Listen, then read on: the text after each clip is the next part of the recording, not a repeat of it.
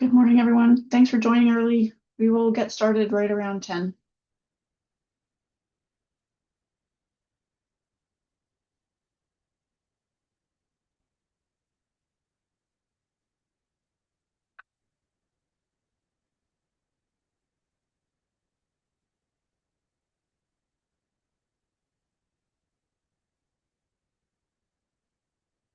Thanks for putting your camera on. Makes a difference.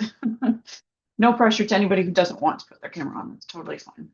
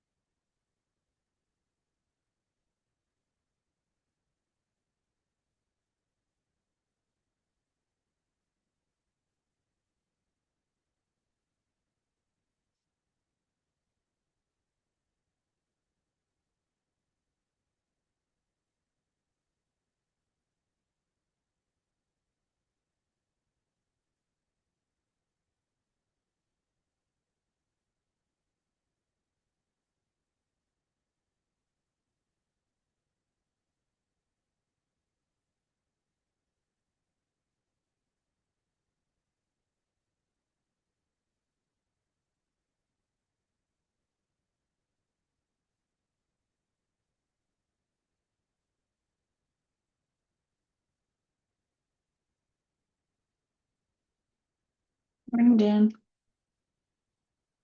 Good morning. Havilah, good morning. It feels like it's been ages since we started planning this. I know, and yet it's only been like a minute, so we're good.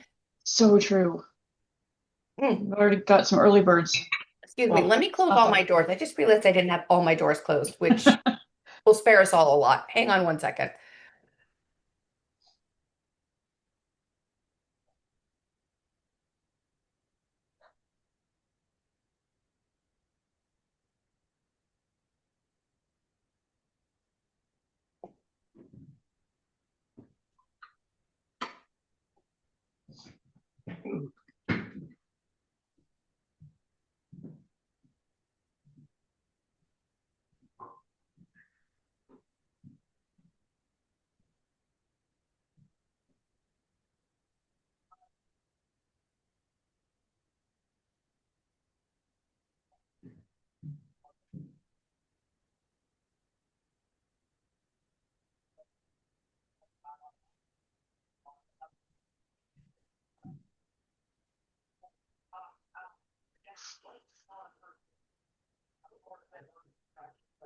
Sorry about that. That will save, hopefully, people wandering through my office. Not guaranteed, but hopefully. People, doggies, Yeah, no. all that life stuff. Yes, I have an adultish child who we're working through some things right now. Good. Um, so I will put these in the comments as we go. I have some links to Google Docs that are going to be takeaways for them, but also things they can work on while we're doing this. And I'll give Great. everybody the instructions once we get Get going. going. But Okay. basically, what they'll need to do is click on it, make a copy of it because it's view only. But Yeah. once they make a copy of it, then they can write on it and do whatever in their Google Docs, or they can put it as a Word doc or however they want it. Yeah. Um, but I will do that as we go. I have just a couple of those so there'll just be a little bit of a lag when I'm trying to like drop the link in because I don't have an assistant right now. So It's called real life. it happens. Yeah, exactly. So right now we've got Brad Koski with us and Chris McGarrigle. See that? I'm expecting we should have about 20 people Okay, great. altogether. We've purposely kept the group small, Yeah. um, intent and focused on intention. Yep. I'm really looking forward to what people are looking forward to getting out of this session Me too. Me as we too. get into it. This is not my has not in the past been the usual demographic that I work with. But at the end of the day, hiring is hiring and people are people. And it really doesn't matter the industry. And as I've said before, I started out in construction in my life. My parents owned a construction company. I worked in the field for my parents, so I saw it from both the office side and the field side for them, and was learning this stuff before I even realized I was learning this stuff. It's often how it goes. So yeah, and then Life like lessons. again, I didn't even know that this was a job until I like got out of college and tried to do what I thought I wanted to do and went, "Oh, this is a very bad idea." And fell face first into recruiting and went, "Wait, you'll actually pay me to do this? Really? Okay." So, Brad, is there anything in particular that you Hmm. already know you're looking to get out of today's session? Um, well, I guess just maybe honing up some of my um skills in assessing, candidates on that first interaction with them at an interview sort of thing. And yeah, that's the first thing that comes to mind, anyways. Okay. Just open to really hearing what everyone has to say about the whole topic, really. So So fine tuning and looking at what works for other people. yeah, I think so. Yeah, because I've been doing interviewing and hiring and whatnot for our company for quite a few years, but I've never really had any kind of formal training in it or anything. So Yes, it's like, am I doing it right? I don't know. I mean, yes. been reasonably successful, but I'm sure there's things that could improve, the situation. So yeah, that's what it. do you find, Brad, is your biggest challenge in that position of hiring? Uh, I would say, how would I put it? Well, Bluntly. the last number of years, we've found just having a good pool of candidates to choose from. Like Okay. we use Indeed to advertise um, our job applications, but Your like postings.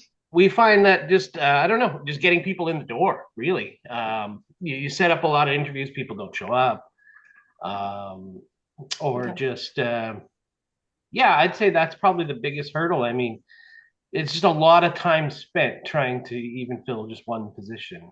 Uh, Yeah. so yeah, And do you mind me asking just out of curiosity how big a crew you guys have? yeah, we're not real big. Like in the summer months, we're about a dozen. So not a Okay, huge that's company decent. by That's a any means, but And how many do you keep year round? we're there's only four of us that stay on all year round. We do a snow operation, but it's not really big. Okay. So it keeps a couple of us full time through the year, but yeah. So every spring we have a certain amount of turnaround. Some years more than others, and Okay. Do you have a lot of repeat hires, like same people come back year after year? yeah, we That's do. Our core group of guys is quite a few years, but there's turnaround in the entry level labor for sure. Yeah. That's not, I wish I could tell you that's unique to you all. It's not. It's Yeah, everybody. It's not just trades either. It's every industry everywhere. Whether it's white collar, blue collar, light blue collar, dirty white collar, like whatever. It's right. all the same. Yeah, Those entry level positions are always a challenge. Sometimes they're made harder than they need to be, but we can talk about that later. Um, in the fact that sometimes we forget what entry level really means, right. what we're asking for versus what we're willing to actually pay for. Yeah, Um, no, for I see sure. that a lot in the tech industry. I mean, I see this all the time in the tech industry. We want an entry level person. We want to pay them an entry level price, but we want somebody with 3 years experience and 2 degrees. And it's like, that's not Yeah, an entry level person. Mhm. So entry level truly means they are straight off the street. They got no idea what they're doing, and you gotta help them figure it out. sure. Yeah, yeah. So it's right on 10. Okay. I'm seeing some faces and I'm getting to put faces to names I haven't seen that I've been looking forward to. Meg, Scott, you're two of them. So I'm really looking forward to doing this session. How about we don't have everybody on yet? In We the can wait a interest of couple seconds time if we and need to. knowing, we'll get started. Just knowing that you can sort of warm everybody up, and we can maybe do a quick roundtable of who is willing volunteer what they're looking to get out of this. So I will start us off. My name is Lindsay Shimizu. I am the Grow Program Manager for, I oversee all of the Grow programs. So we've got Light Touch, we've got a Training New Worker program, and we have CAP, which is Career Advancement Program. And crowning out those three programs, the end of the cycle is once you become an employer of choice, which you all are. That is the program that you're participating in today, and we're very fortunate to have Havilah with us again.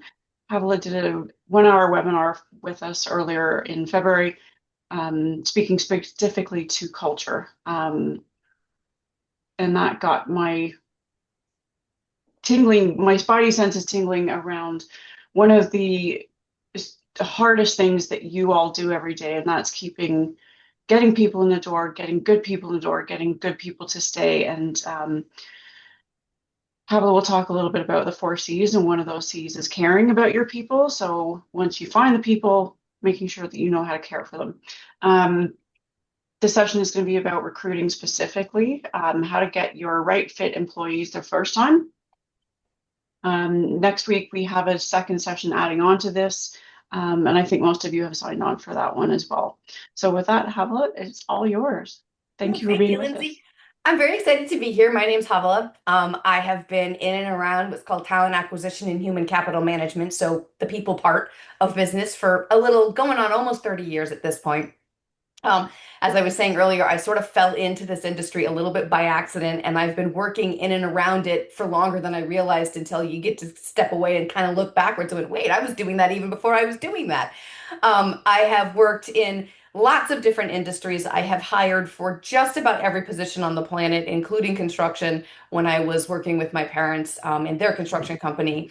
And so I've been doing this a long, long time. And one of the things that I noticed over the years as I was doing this was just the consistency of issues across industry, across positions, across any of it.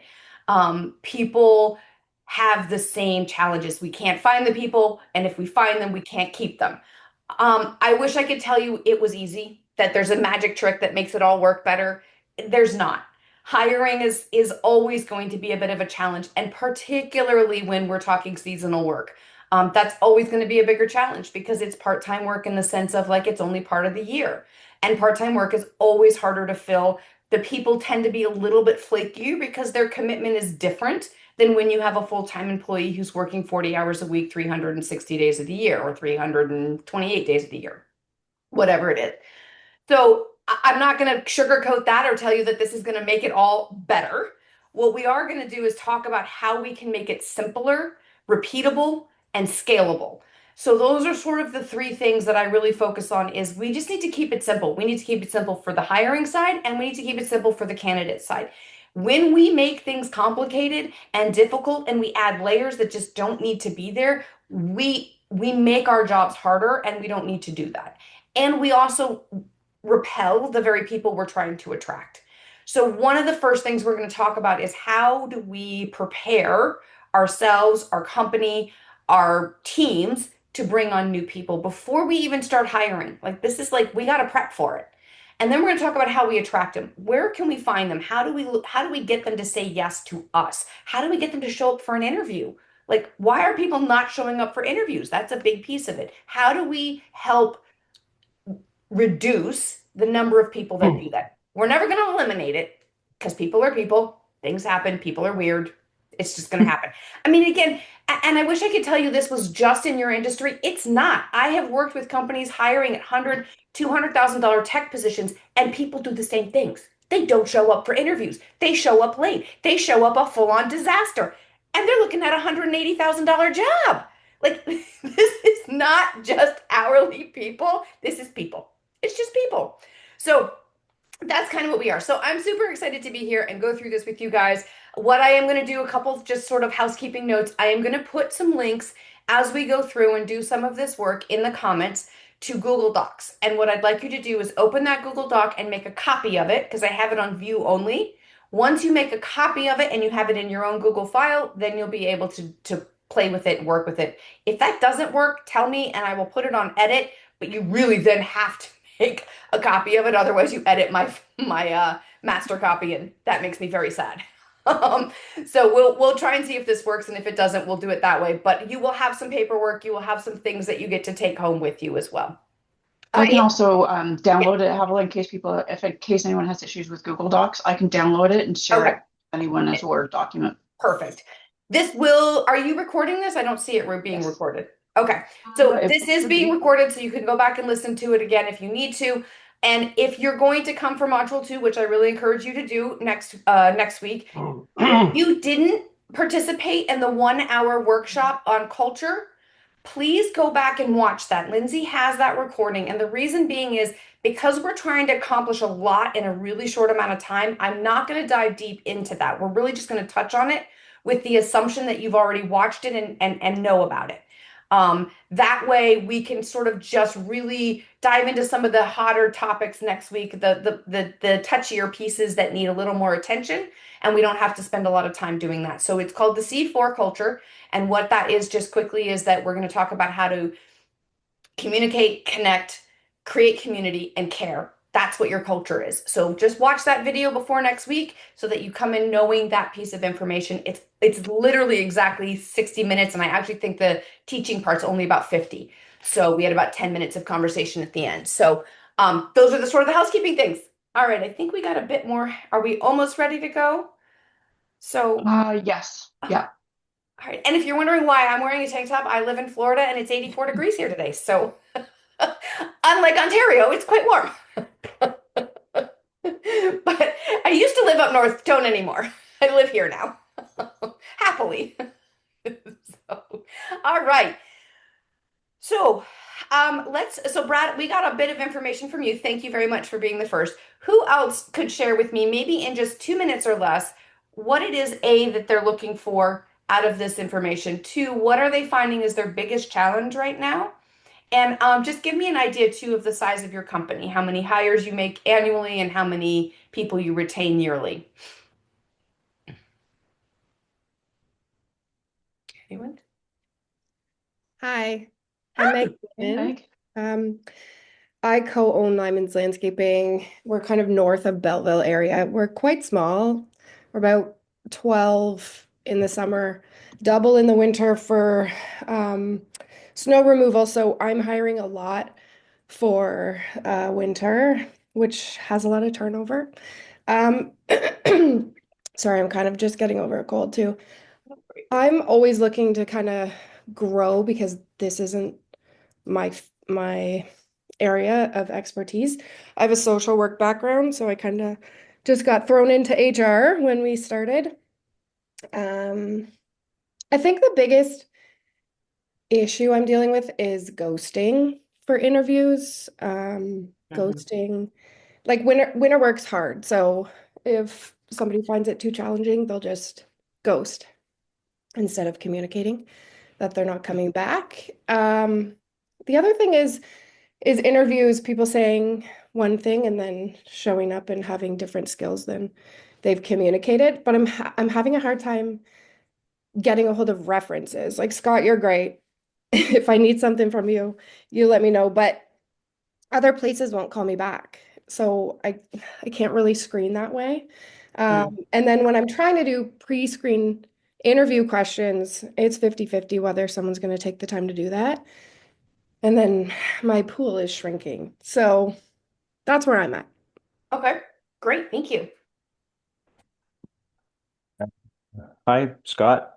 Hi, Scott. What I'm looking for is just anything that helps. It's actually been getting better and better for us over the last couple of years. Um, Challenges that we face are finding the right people sometimes. When you're looking for key roles, team leaders and such. Entry level doesn't seem to be a problem, but people with the Mm. skill set can be. We have this year, we're probably going to be about 103 people, so we're a fairly large company. Um, and yeah, yeah, again, challenges for myself is just like finding team leads, people that Okay, can run a project from start to finish. okay, great. Thank you. Oh, and you asked about turnover and how many hires. So this year, I believe we're hiring 16 people. Okay. Um, Okay. and that has decreased. When I first started 6 years ago, I was hiring like 20, 25 people. So Okay. it's definitely getting better. So your retention is coming up. Yeah. Okay. Great. Thank you. Thank You're you. welcome. Anyone else? Don't have to share as much. You can share bits and pieces, but I'm just kind of trying to get an idea of where you all are struggling the most and where you feel you have the biggest gap in your skills or understanding or knowledge. I can go now. I'm Jim Clarkson. Our company is located in the Barrie area. We run about 20 staff year round. We do maintenance and construction in the summer and snow clearing in the winter. So have some of the same challenges that Meg has there but one thing that we're fortunate on, I count ourselves lucky on, is we do retain most of our staff year round. Oh, So great. out of the uh, 20 staff that we require, generally 16 are year-round staff. So Okay. we supplement with 4 in the winter and then 4 in the summer. Summertime's a little easier because we can usually bring in university students. Okay. If we, get a hold of them, say in their first year, a lot of times you'll get them for 4 years, and you can, develop a good staff member, and so on. In the wintertime, it does pose a little bit more of a challenge, just with the type of work it is, and being on call, and it's not regular work. Right. Areas that I'm trying to get out of this is just continued learning. Always looking for ways that we can be better than our competitors, and be a better employer to our staff. Great. Great. How about one or maybe two more, and then we'll dive into all this because I'm starting to see if there's a theme here. Anyone else? Anyone? Let me ask it this way. Anybody have something different that they need or a different challenge that they're experiencing? I can add one other challenge perhaps. I'm Peter. I've got business Oriole Landscaping in Toronto. We have about 50 staff, and we also have a pretty good record on returning employees. So I think we hired 6 of 7 that we need for this spring. So we've got most of them lined up. We've got one of them actually. It excites me when that happens.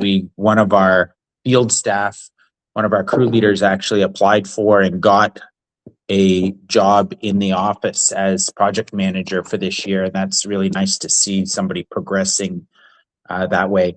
The challenge I have when hiring new staff is communicating or somehow sharing the process of being an employee and going through that progress in a company.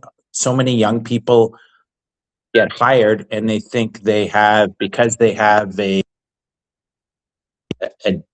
a certificate from a company, or they've got 2 years experience, that they can run a crew, and they always have this ambition and frustration that they can't excel or accelerate their progress in the company. And it's just about managing those expectations and managing their growth organically through the ranks in the company. So that's always a challenge.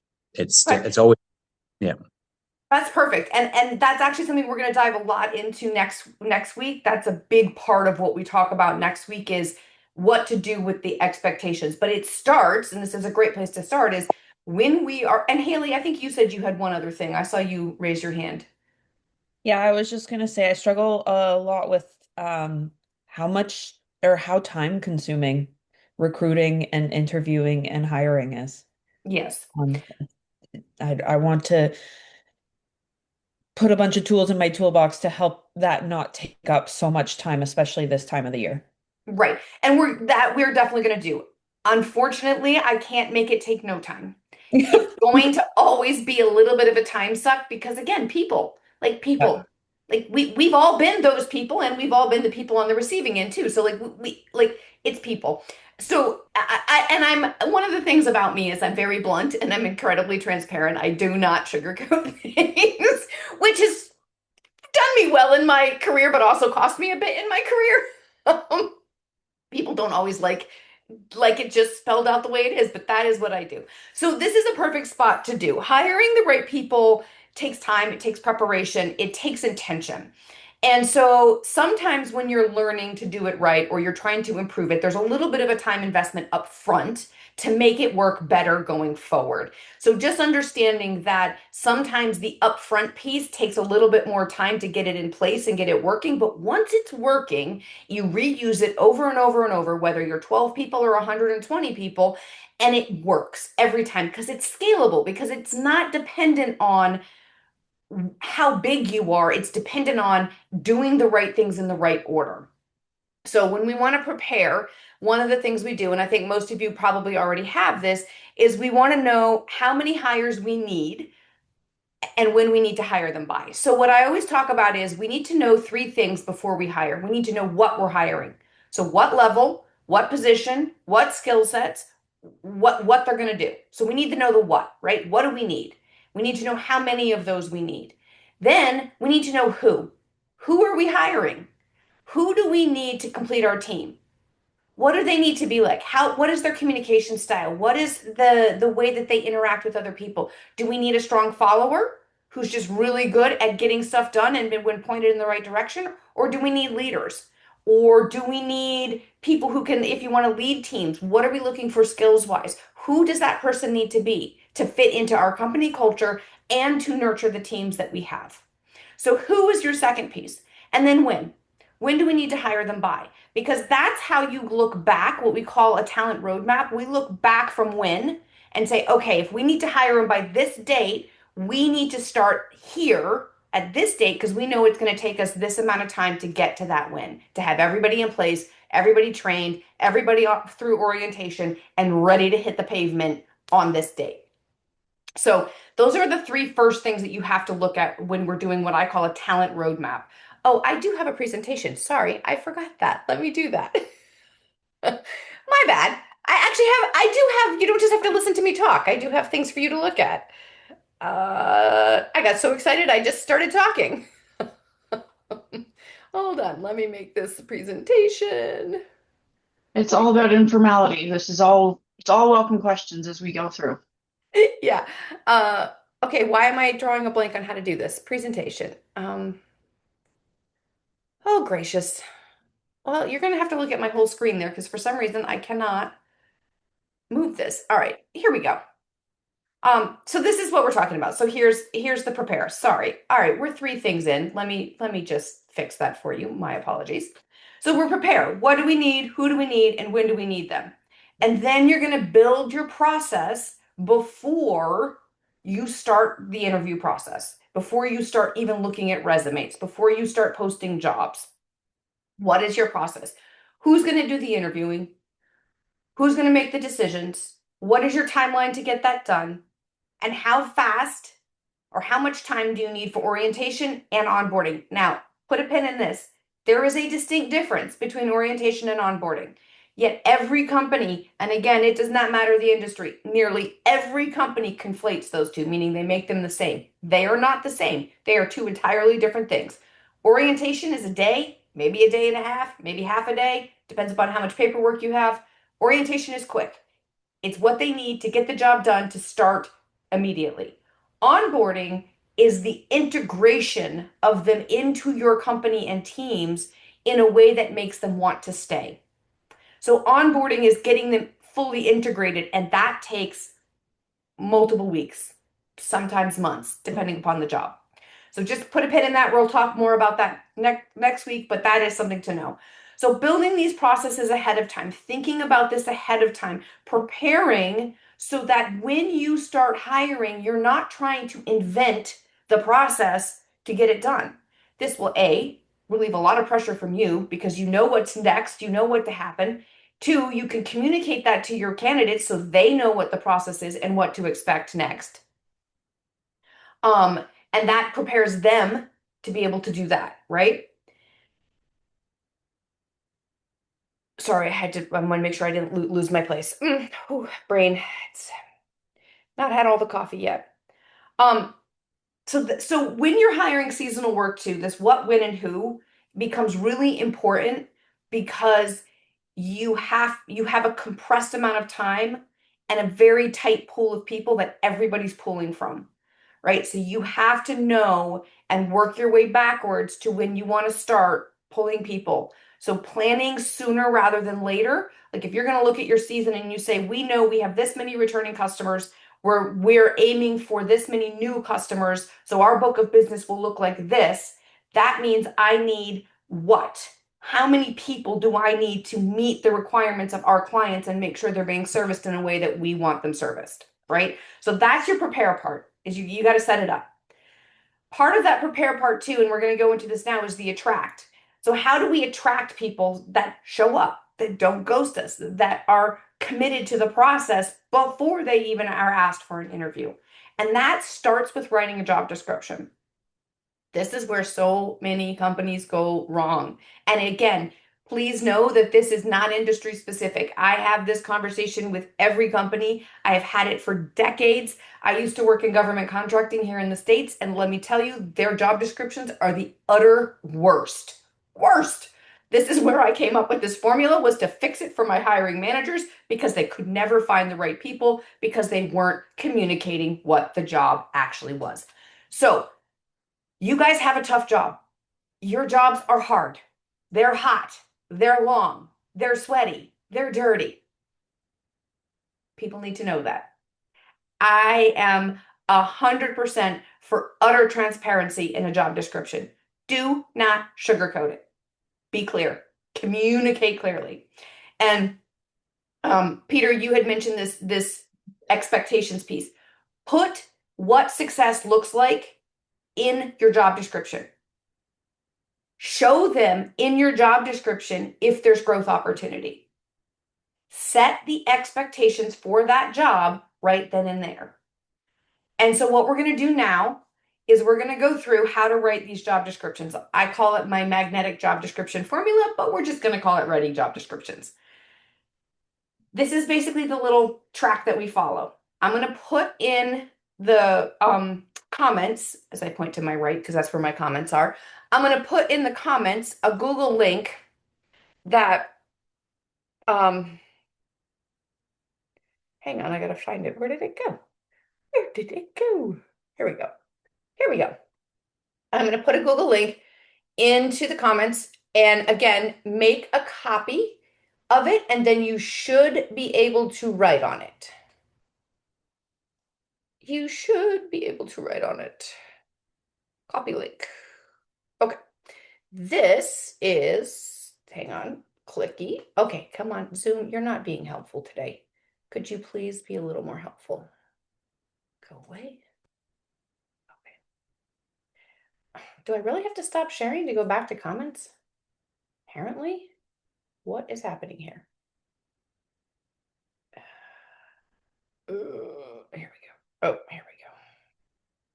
Ah, there we go. Okay, here we go. So this is the job description template. And this is something you can use over and over and over. All right, there we go. If you guys have issues with it, let me know and I can change how we open it. But make a copy of it, open it, copy it, and then you should be able to write and edit in it. Or you can download it as a Word document as well. Okay, so back here. Back here. Why can I not see any of you now? All right, that's fine. All right, so we're going to talk about title. I get you guys probably have a limited number of titles, but make it clear. What is the job and the level of job you are looking for? Who are you talking to? Who do you want in this job? Why is this being so... Okay, there we go. I don't know why this is being weird.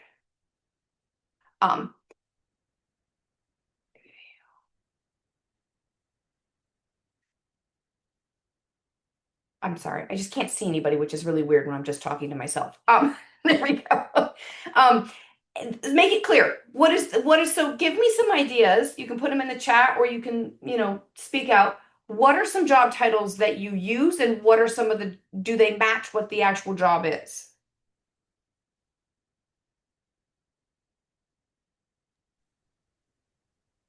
I'll go. We have very generic job titles. So maintenance crew lead, maintenance crew member, construction crew lead, construction crew member, carpentry crew lead, carpentry crew member. And then one that I really struggle with is our bin truck driver. Bin? Bin truck, yeah. So we have a roll-off bin truck and they deliver all of our materials and equipment and tools to site. And I just recently changed the title of that role to bin truck operator and put landscape construction in brackets because it's just not attracting the right people. So when you say maintenance crew member, what kind of maintenance are you doing? Is it all landscape maintenance? Yes. Okay. Yeah, so it Then says your title should be maintenance. Sorry, landscape it is maintenance landscape crew. maintenance. Landscape maintenance crew lead and Because otherwise you're going to get a janitor. yeah. I mean, that's not a bad thing. I hire janitors. It's great, but that's Yeah. not what you're looking for, right? So Yeah. again, clarity in the job title will help immediately start sorting people yes and no. Oh, I don't want to do landscape. I want to do indoor work. Okay, that's not for you. And they didn't even have to read the job description. They didn't even have to go a step further. And the reason you want clear communication from the get-go is it creates a better candidate experience, right? So there's a couple of things. I'm going to take a little left turn for a second. There's a couple of things that as an employer you have to remember. You are not just marketing your company to customers, you are marketing your company to employees. So you're selling down two different lanes. You're selling to your customer because they're what pay the bills, but you're selling to your employees or future employees because they're what help you pay the bills. Because without them, there's no work, right? Like it's a customers are very important and you need those, but you need an equal amount of employees doing the right kind of work in the right time frame to meet the requirements and needs of those customers and make Raving Fan customers, which is why my company motto is creating Raving Fan employees, right? Because if you have Raving Fan employees, you will have Raving Fan customers. Now, people think, well, it's only the people I hire that need to be Raving Fans. No. Anybody who interacts with your company, who touches your company in any way, whether it's they just click on a job because the job title looked interesting, or you actually get into conversations with them, or you see them at job fairs, they have to feel like you are a company they would want to work for, even if they don't get the job, even if they choose not to take the job. Well, it's not that I didn't like the company, it was just I had a better opportunity, or I chose to go a different route, right? Your candidate experience, the experience that future employees have with your company matters because what that does is it creates market value on the employee side. So being an employer of choice means that you have the employees, even the ones that aren't coming to your company and the ones who maybe don't stay in your company, leaving or touching your company and feeling like, wow, that company's different. Wasn't the right fit right now. Didn't work out right now. But you know what? If I know somebody who wants to work for that kind of company, I'm going to refer them to that company. Because again, now you start having other people do your lifting for you in the recruiting space, right? So just like referrals on the customer side become really important because it's the freest kind of marketing you can get. There's already a trust relationship built, right? Because you've already got somebody referring somebody like, oh, they've done great work for us. We expect good work from them. You're going to have a good experience with them, right? There's already a trust relationship and you didn't spend a dime or lift a finger. Like that's fantastic marketing. The same holds true on the employee side. You want former employees, current employees, you want people referring people to you for hires because this is a great company to work for. I really enjoy the work here. Oh my God, it is hard as hell, but you know what? We have fun doing it. Like whatever that conversation is, again, I make up things, but it gives you that idea, right? Like you want them to do that heavy lift for you. So if candidate pool is a problem, one of the first ways to work on attracting more people, put a referral bonus out to your employees. Anybody who refers us somebody who gets hired and works 90 days gets a dollar amount. Just cash money. Just make it cash money. People want cash. It's great. You know, if that's not doable, there's lots of different ways to reward them, but cash really honestly is the biggest driver. 90% of the time, if you will give them money, but you put a time frame in it too. They have to stay for 90 days and they have to be working for 90 days. So again, they're not going to refer you somebody who's going to disappear in 60 days or 30 days or be a flake because now it looks bad on them, right? So now you're building trust relationships without spending any money or time or effort. So that's one of the things, like that small left turn, but that's something that I think is really important. And particularly in your industry, who do your current employees know that would be a good fit for you? And are they giving you referrals? So that's something to think about. And if you want to talk about a referral, like how to build referral plans, we can talk about that a little bit some other time. But they're not hard. I mean, it's basically refer us somebody, they get hired, they work 90 days, you get a cash bonus. It can be $100. $100 is great, right? Like, yeah, I'll refer you someone for $100. So again, it doesn't have to be grand. It just has to acknowledge that you are rewarding them for helping you build the company, for helping you create more market share in the employee world, right? Because it's all about market share. Whether it's customers or employees, it's all about your market share. Do you have a company that is gaining market share or losing market share? So that also goes back to that attract, that's the attract piece. Are you a company that's attractive to people? So back to the jobs. Sorry, this was laborer, but the resumes are getting a roofer painters. So guys, I'm going to make a suggestion. Let me ask this question instead. Why do you use the title construction as landscapers?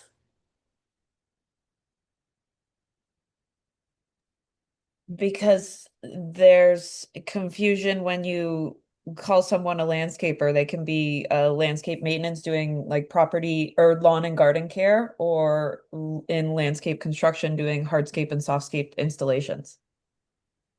Okay. So let's get more specific in our titles.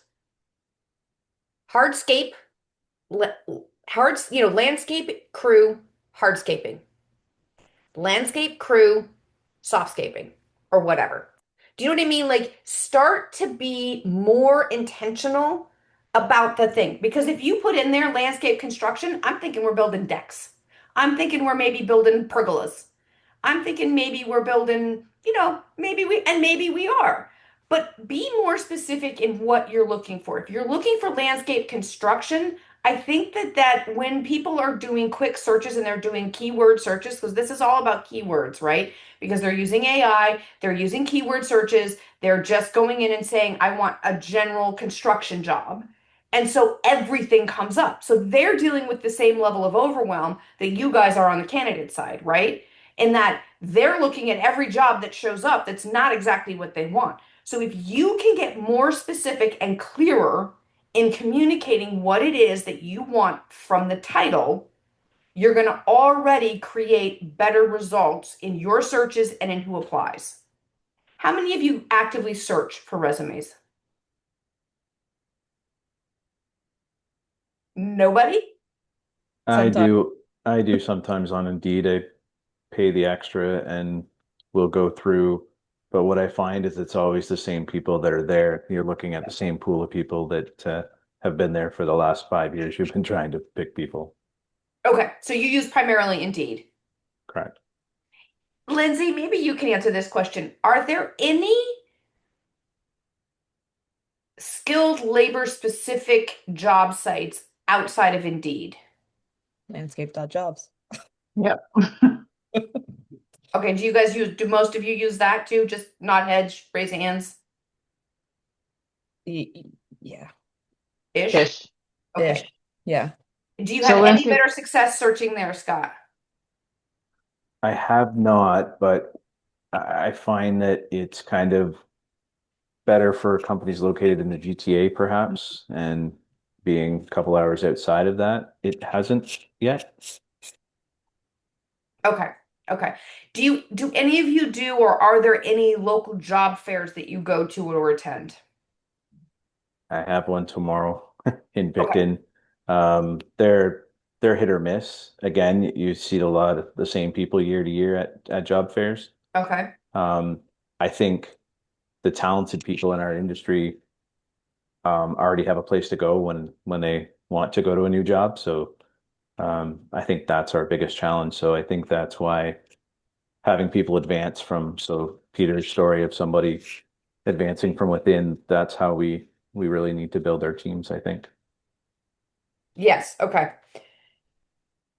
Okay.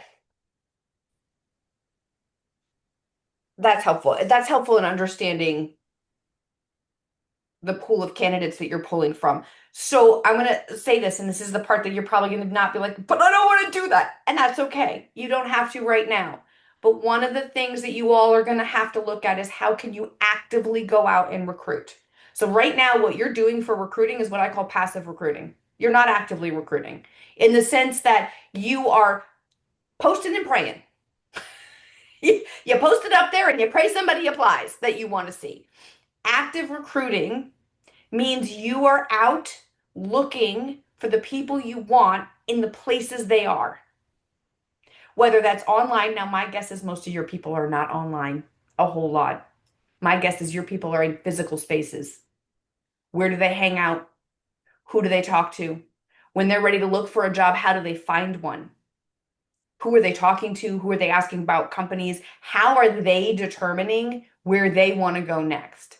So I think part of your challenge is going to be the time investment and energy investment you're going to have to start putting in if you really want to change the way you're hiring and who you're attracting. You're going to have to go out there and get active. You're going to have to do what I would call a desk recruiter does. They don't just sit at their desk. They are out in networking groups. They are out connecting with people where they are so that they then have relationships, because all of this is relationship driven. Just like when you're building customers and clients, right? You have to build a relationship first. It's true with employees. Where do these people hang out? Who do they talk to? And when they're ready to find a job, what are they doing to do that? How are they determining what they're looking for? And so, Lindsay, this might actually be something that LO can help with too, in doing some peer, what's the word I'm looking for?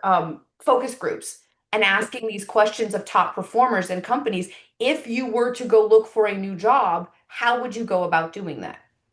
Because that'll help you as employers understand what is attracting people and how they're finding those jobs. To Scott's point, if they're a top performer and they're ready for a new job, they're not out there posting their resume on LinkedIn or Indeed or Monster blue collar jobs. They're out there. Monster is the other one that, believe it or not, still exists, and it actually has a separate database for skilled labor. So they have they're expensive, so they're not always everybody's right choice, but they have shifted from being everything to everybody into siloing their databases a little bit. I have not used them in a long, long time, but I've been told recently that's what they've done, and that people have had a little bit more success because they're better at their job titles that they use as searchable are better. Again, that's hearsay. I don't know for sure, but I do know that some people have had some success in that space. So it might be worth looking at that occasionally too. But again, I think the biggest thing is the post and pray is not working. You got to go get out there. You got to go talk to people. You got to go find them where they are. Now, sorry, we got very sidetracked there. Back to job descriptions. So titles. So I'm going to really encourage you guys. Is hardscaping limiting? I don't think it is, because if you're looking for somebody who wants to do landscape work, they're going to know. You can put the construction piece in the job description and it'll still show up in searches, but at least the title tells them this is a landscape job that is not just mowing lawns, right? You will be building things. You will be creating things. You will be digging holes. Things like that. So that's the title. So that's step one, is the title. So just work on honing those titles a little bit so that they speak directly to the person you want to come apply for your job. Job details. Make them juicy, make them truthful, make them interesting. Define what is success in the role. Define what is success. What does it mean to have a successful day at your company in this job? And then what are the expectations? Expectations are you show up on time. That is, put the time you expect them to show up. We have morning meeting at 7 a.m. Everybody is to be there at 6:55. We have lunch between 12 and 1. Everybody's expected to take lunch. You may bring lunch or go get lunch, but we suggest strongly you bring lunch. We will provide water and Gatorade every day. Again, I am making things up. I am not suggesting you have to do this, but these are just things that people are like, why would I put that in a job description? Because half of the job description is what they're going to do, and half of the job description is who you are, why they want to work for you. What is the job? Why do I care? Right? Like a big part of it is humans want to know, why do I care? Why do I care? Oh, because we get to have a really good time. And I would put in the job description, if I were writing these job descriptions for you, and we're going to write them here in a minute. So think about a job that you're looking to hire and how we're going to write these. This is hard work, but we do a lot of good. We have a lot of fun. We work really well as a team. We take half days on Fridays. I'm just giving you pieces. But be clear that this work can suck ass. Like, let's be honest. It's 80 freaking degrees outside. It's 100% humidity, and the sun feels like, well, you're standing on the surface of it, right? Like, let's be honest. Don't have to put that in there. But again, acknowledge that this is hard, dirty, hot work. Or in the winter, for those of you who do more winter work, it's cold, it's unpredictable, it's going to be weird hours. It's okay. Because again, you are telling them up front what to expect in the job. And then Peter, you had mentioned, is Peter still here? Yes, Peter is still here. Peter had mentioned that it's hard to get entry-level people or people who have a certificate to understand the process. Put in there, our company promotes from within. When you start in this position, it takes this many number of months or years to be considered for an XYZ position because you have to have a certain amount of experience. But we are strong believers in building our team from within, creating leaders out of everybody, and we look forward to working with you.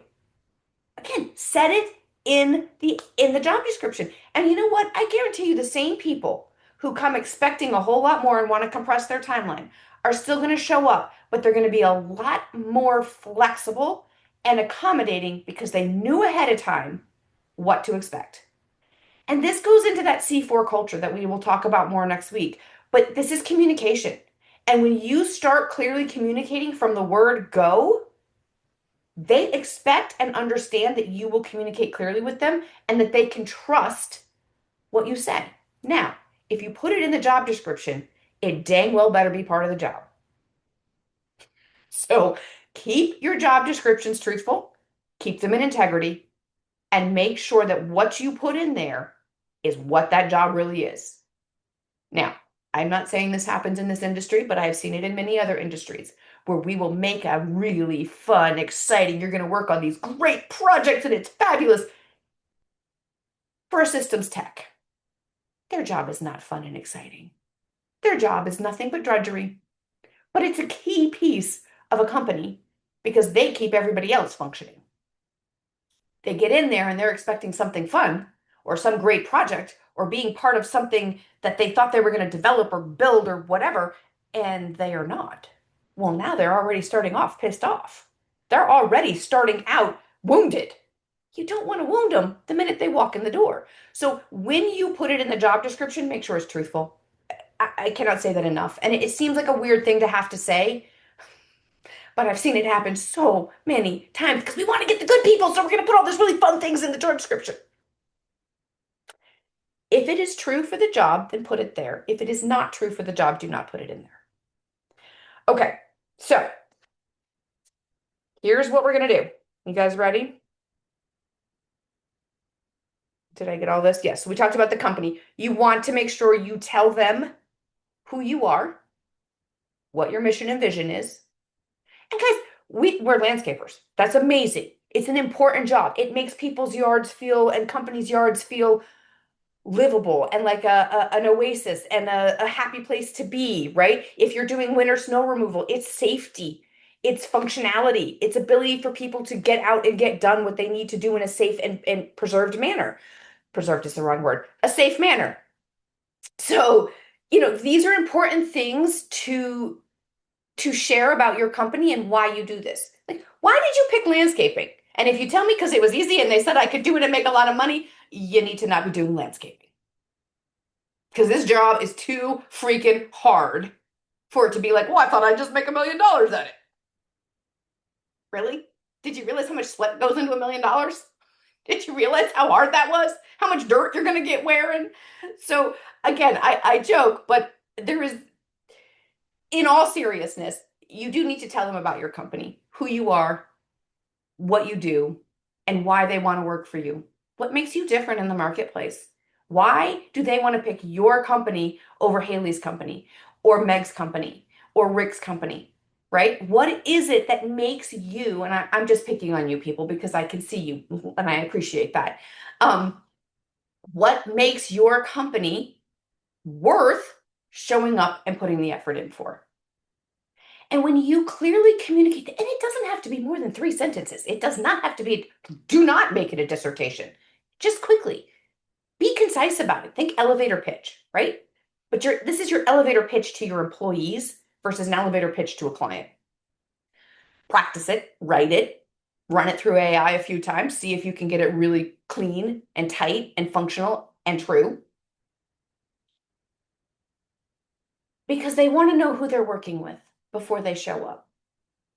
And if you say things like, we pride ourselves in a tight-knit, integrity-driven, focused team, your ghosters are going to be like, well, fuck, I'm going to have to actually show up to work. I don't want to do that, right? You've already set the standard and expectation of who you expect them to be. How do you want them to show up for work? How do you want them to perform in your company? How do you want them to be a team member? What kind of team member should they be? Our teams are tight-knit because, right? Give them examples. Again, doesn't have to be a dissertation. 3 or 4 sentences. You can do it in 3 or 4 sentences. Last 2 things, and then we're going to write these. You didn't know you were going to have homework, did you? In-class participation. Last 2 things, required desired skills. This is probably not as big a deal here as it is in some of my industries, but I still think it's worth mentioning. Required skills need to be truly required. In other words, you cannot do this job if you do not know this. Not, it would be a good thing for you to know this. You literally should not show up and do this job if you do not know this. So if you're asking for a tree guy, they should probably have a chainsaw certificate of some kind. They should probably have a climbing certificate of some kind. They should probably have a certain number of years of experience because you want to make sure they know how not to kill people or themselves, right? Like those are required skills. Desired skills, and usually required skills only need to be about, most positions probably only need 3, maybe 4 absolute required skills. Desired skills are no more than 4 or 5, but they are the things that if you already know this, things will go faster and it will be easier. But if you don't know them, it's not the end of the world because I can teach them to you.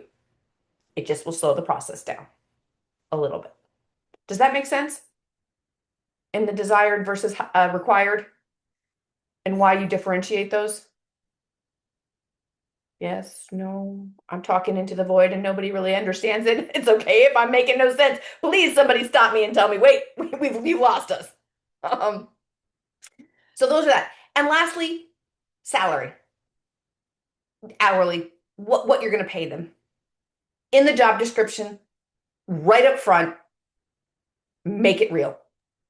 Now, here in the States, there are some requirements in certain states to put job descriptions, to put salaries in.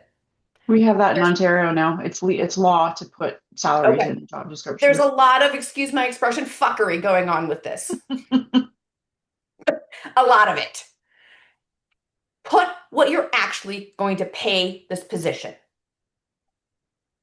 Because if they want more or they think they should get more, they're not going to apply, and that saves everybody time and energy.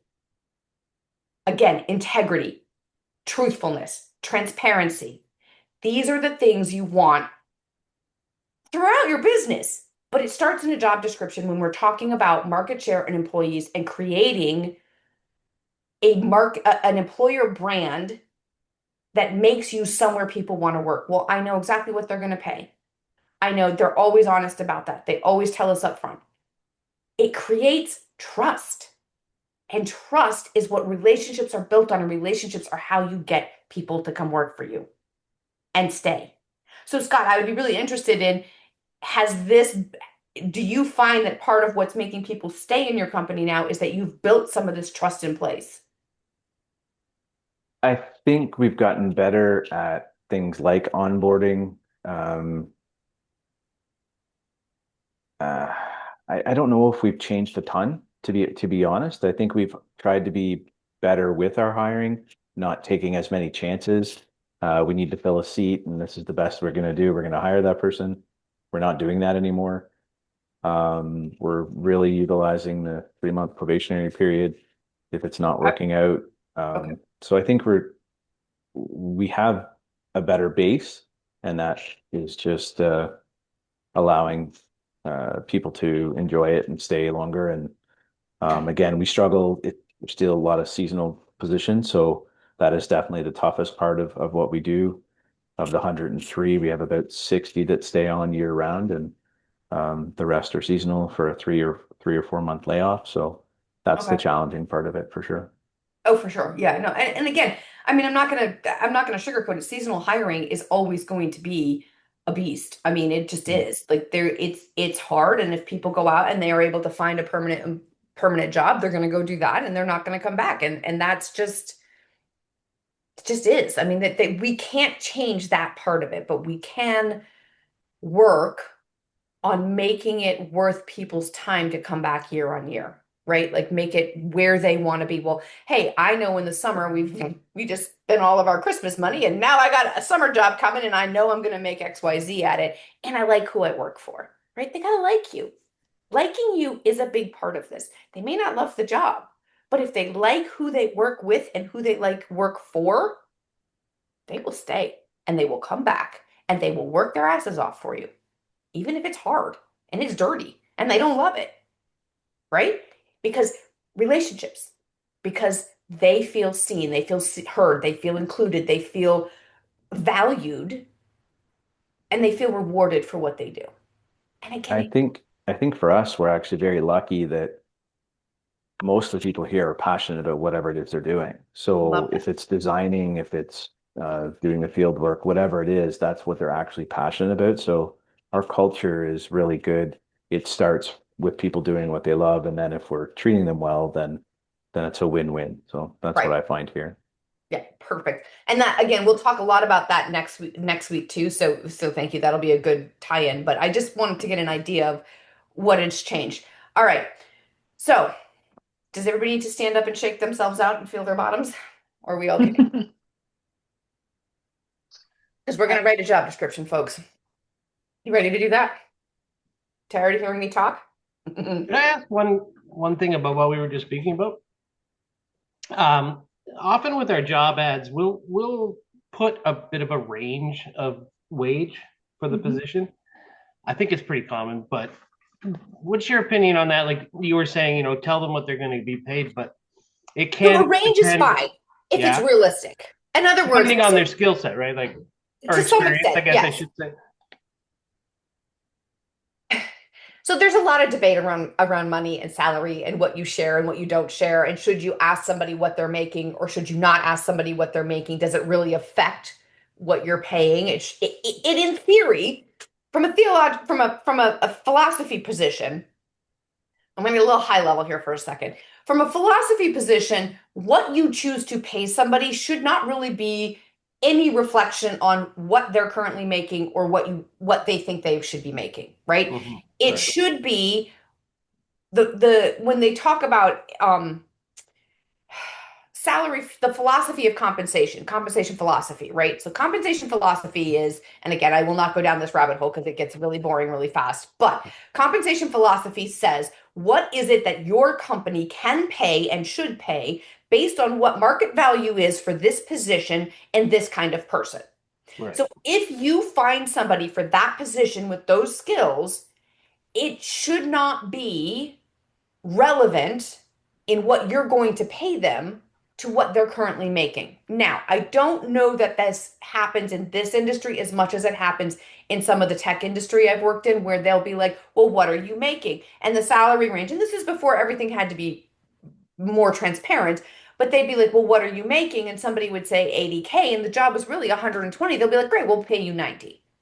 No, the job is 120. They should be paying the person 120, regardless of the fact that the person was making 80K. They're desperately underpaid for that job, right? Like, so there's a lot of that sort of compensation philosophy gets a little bit into, do you ask, do you not ask, does it matter, does it not matter? So back to your question, which is range. Zero issue with range, because there's always a range, right? Because it depends on the person, the position, the company, when they're starting. Are they starting at the beginning of the season or are they starting at the end of the season? Right? Like those things do matter in how you pay them. So a range is fine, so long as the range is real. And what I mean by that, and when I say there's a whole lot of fuckery going on, this is what I mean. We will pay between 80 and 200,000. No, that's ridiculous. That job is never going to make, no. Now we're just throwing paper against the wall to see what sticks. So if your salary range is $16 to $21 an hour, that is a reasonable range, right? Post that. And you can say, hourly rate is determined by experience, skills, and position. And it just becomes a standard piece on all job descriptions. And those ranges shift between, are you finding a team lead? Are you finding a maintenance person? Are you doing a construction person? Like those are going to all be slightly different because the skills needed, the experience needed, the kind of labor it is different. Yeah. Right? So does that answer the question? So yes, I'm fine with the range if it's real. Okay. Yep. Because that's honest. All right. So were you guys able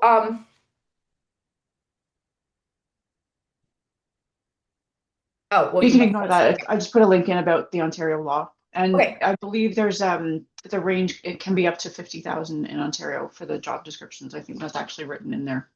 Don't do that. It should never be more than if we're talking thousands, it should never be more than 5 to 10K difference. If we're talking hourly, $3 to $5 difference. That would be my guidance. All right. Were you guys able to open that link? If not, I can share a different screen with you all and you can do it on paper if you want. Where did it go? There. All right. So can you see the job? Are you just seeing PowerPoint or are you seeing this job description template?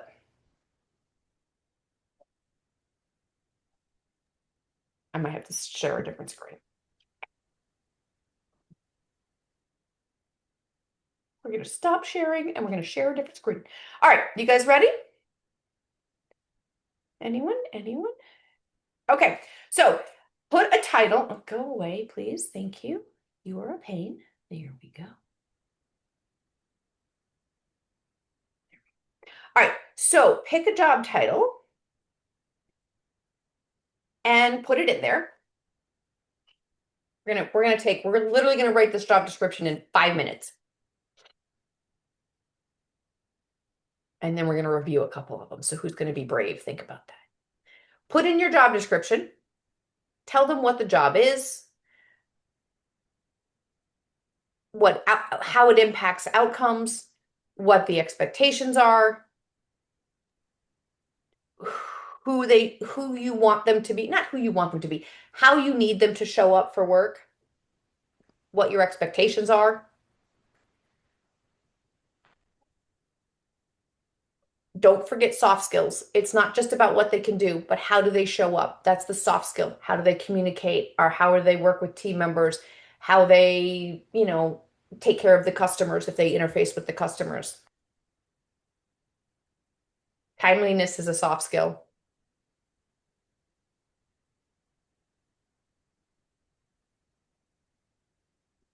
And write it like you're talking to the very person you want to hire, your ideal candidate, the perfect person for your company. Write your job description for them. For whatever this title, whatever this position is.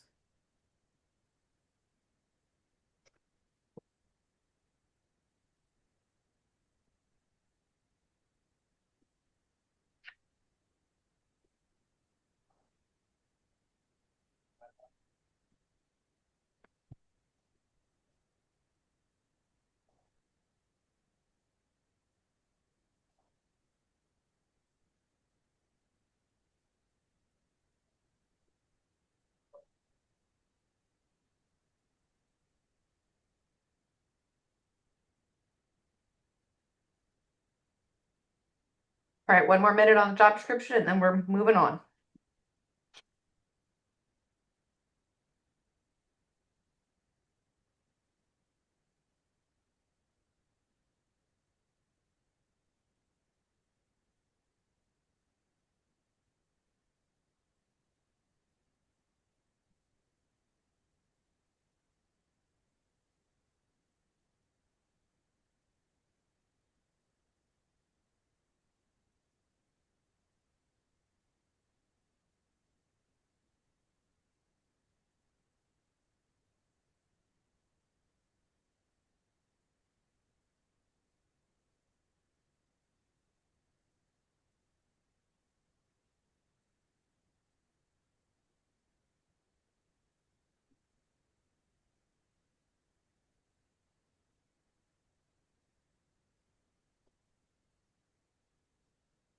All right, about 30 more seconds. You can do it.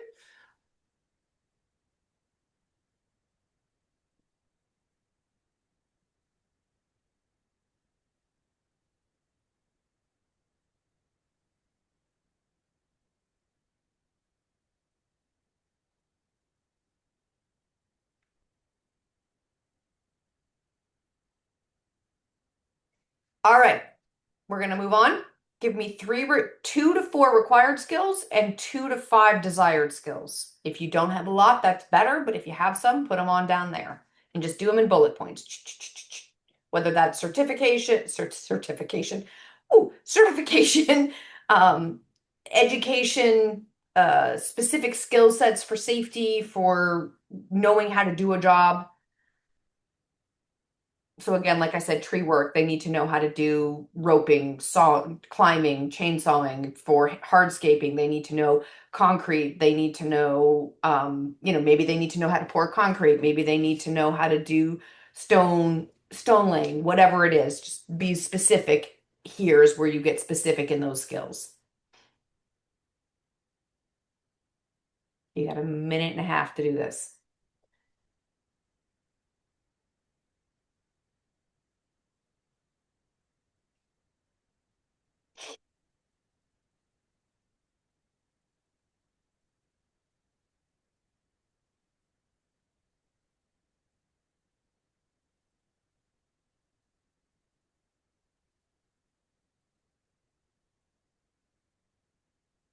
All right, put your hourly or your salary range down and let them know that it is, if it is hourly or annually.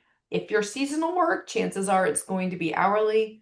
Probably most of your positions are going to be hourly. Your supervisors, project managers, office people could be salary. It all depends if they are autonomous or non-autonomous positions.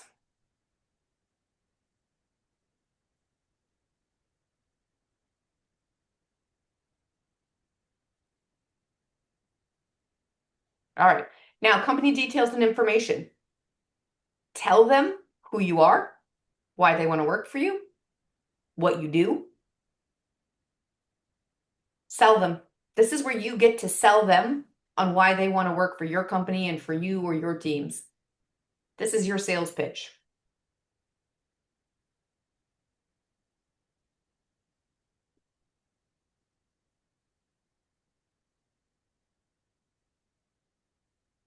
And again, it doesn't have to be long. 4 sentences. Because that's about all anybody will read.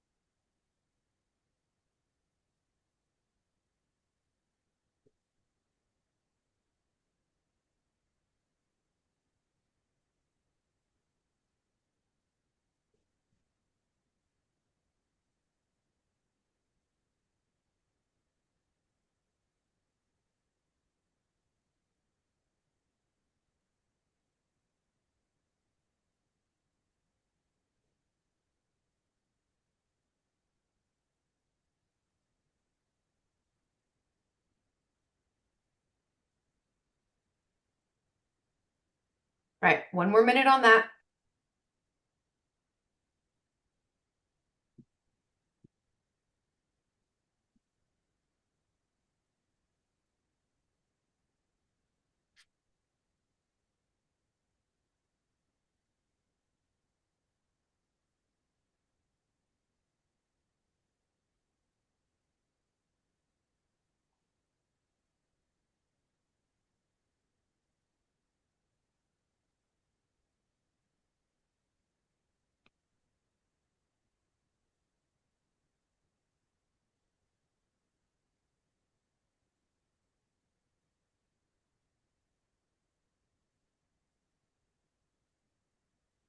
Okay. Process details. I did not go over this and I apologize. This is a relatively new ad, and it's basically if you were writing content for the web, it's basically a call to action if you were writing sales content, right? And what this call to action is you're going to tell them exactly what they need to do and how the process is going to work. I added this step about 2 years ago because it clarifies for people what to expect from you. And again, it shows a high level of clear, transparent communication, which builds trust. So process deals means please apply here. If you have your application link or through Indeed, please apply using this, submit a resume if that's what you want them to do, one or the other. Don't have them do both because that's obnoxious when you have to basically re-enter your entire resume on an application. So pick one. And if you're on Indeed, I believe the way Indeed works, it's been a while, and Indeed is making me angry right now because somebody keeps stealing my email address in India and using it for a job posting. It's just annoying. Yeah, it's bad. It's been a year and they can't fix it. Anyways, I believe when you hit apply on Indeed, they will take all of your inputted information and drop it into an application. So just make it simple is all I'm getting at, is make it the easiest possible way that you get the information you need and just it's easy for the candidate to do. So how they apply, what will happen when they apply, when they can expect to hear back from you, whether that's yes, we're going to do a phone screen or no, we're not interested. Make sure you respond to every person that applies, even if it's an automated email that says, thank you so much for applying. Right now, you're not the right fit, or we don't have an open position for your skill set. We would like to consider you in the future. Please stay in touch, or we'll keep your resume on file. And then actually do that. Just that, again, communication is so lacking in the hiring world that is one of the things that really sets people apart is how clearly and frequently you communicate with them. It makes them feel like there's some humanity in the process. So just like you as employers hate being ghosted, hate not getting responses, find that really frustrating, well, the same is true on the candidate side. And there's an equal amount of fervor about it on both sides, right? Employers are frustrated, candidates are frustrated, everybody's blowing each other off, and it's creating this constant negative chatter. So just communicate. You cannot over communicate. You can't. And if there is something very specific about the person that didn't work, just share that with them. Hey, look, you just don't have enough years of experience for this position. We have a different position you might be interested in. Please apply here. Or simply, would you be interested in this position instead, and attach the job description for them. So make sure that you look at people on a more broad scale, not just for what they apply for, because again, that's active recruiting versus passive recruiting. All right. I'm going to give you a minute and a half to write your process details, how many interviews to expect, that sort of thing. When an estimated start date might be. If hired, you would be expected to start on XYZ date. Again, more information is always helpful. So minute and a half, put that in, and then we're going to review them. People are like, lady, you're weird.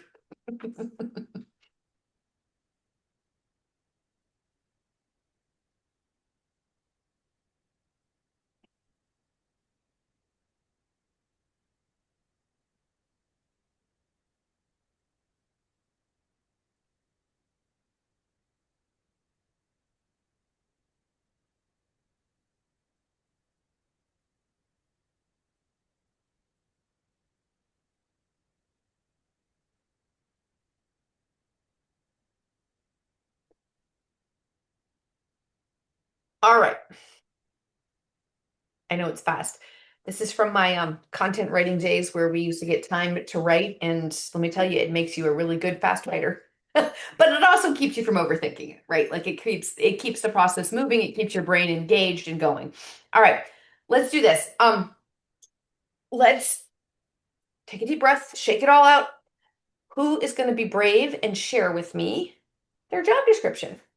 You can put it in the comments. Here, let me stop sharing for a quick second. You can put it in the comments and I will look at it there, or you can read it to me, or whichever you want to do. I only need 3 or 4 of you, maybe. Always what workshops are all about, right? Actually doing the thing in the time rather Right, than and we're putting it not off here to and- criticize it so much as to show you how to hone in and really refine it so that it's working for you. Again, you want the job description to do the work for you. The more work the job description does, the less work you have to do. Miss Haley. Well, you unmuted yourself. I thought maybe that's what you were after. Yeah, I think I missed a few steps here, but I'm willing It's a to. safe space, Haley. Yeah, Why we're What here. it's all about. this is a great opportunity actually because I need to hire for my replacement as I got promoted. Well, congratulations. That's awesome, Haley. Congratulations. What did you get promoted to? Operations manager. Woohoo! And oh my God, are you ready? Because I'm an OP for my husband's company and it's a lot. I know. I know. Oh, Haley's ready. She's right. she's already been doing it, I think. Yeah. Fair. Okay, so office administrator. This is I'm very interested in this because this is just like you said, quick naming off things. So you are the backbone of our office operations, providing administrative support to various departments within the company. You will be responsible for data entry, bookkeeping, among other tasks, as detailed below. But then I didn't get a chance to list all of the responsibilities. Do you have those written out somewhere else that you can cut and paste them in, or do you I know them off do, the top of your yeah. head?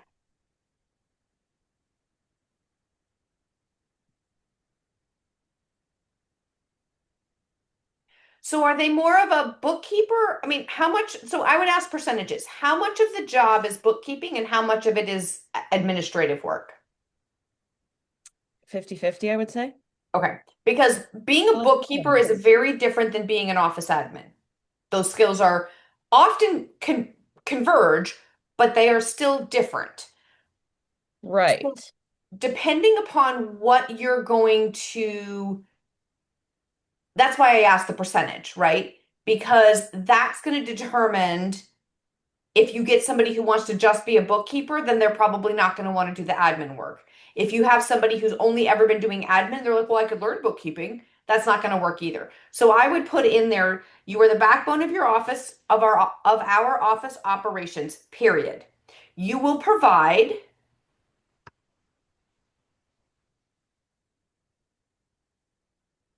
administrative support to all of our departments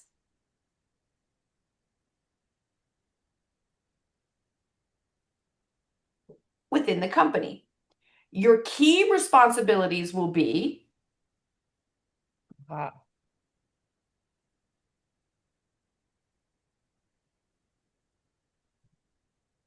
data entry and bookkeeping on a daily basis. The other this will, so I would get rid of among other tasks below. That is like the most generic shoot me kind of thing. The job posting I was hired on. Fair. And how much of That's it why did you we're get here. in and go, oh my God, this was not what I was told I was getting Well, into? yeah, let's look at this. Yes. Yes. Okay. Oh God, we need to fix this because this is 2 jobs. Um, so really this is actually procedure accurate invoices. Okay, so they're really doing more bookkeeping than they are admin. Yeah. So what I want you to do in this list is could you, and we can come back to this when you're done doing this, you don't have to do this live. Could you sort these into 2 different piles, one the admin tasks and one the bookkeeping tasks? Yeah. Okay.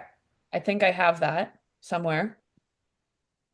Or even just take these and just resort them because what I'm looking at there looks an awful lot like a bookkeeper with light admin work. Yeah.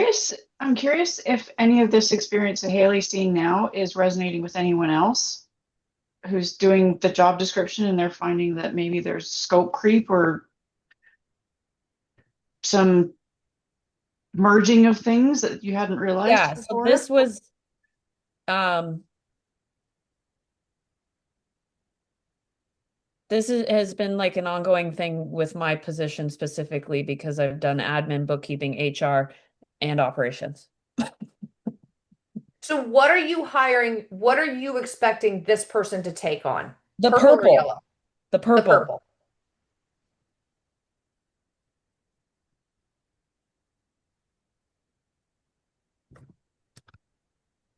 And folks, as we're going through this, if you're noticing this in your job descriptions, start sorting this now because so this is very so like here I don't see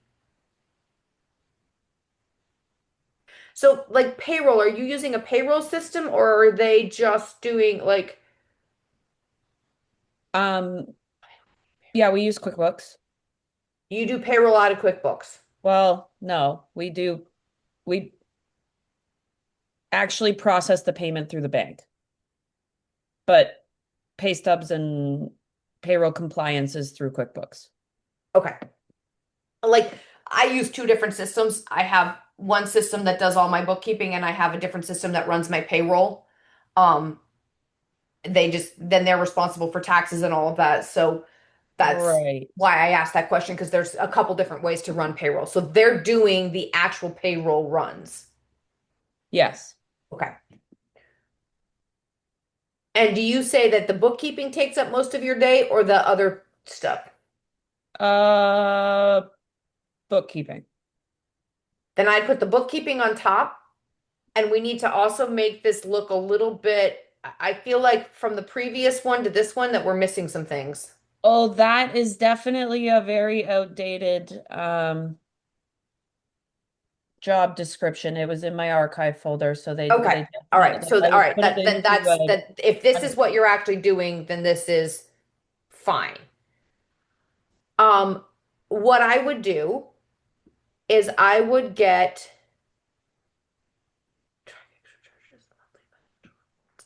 So what you're really looking for is a bookkeeper who's willing to do office administration. Yeah, what do we call that?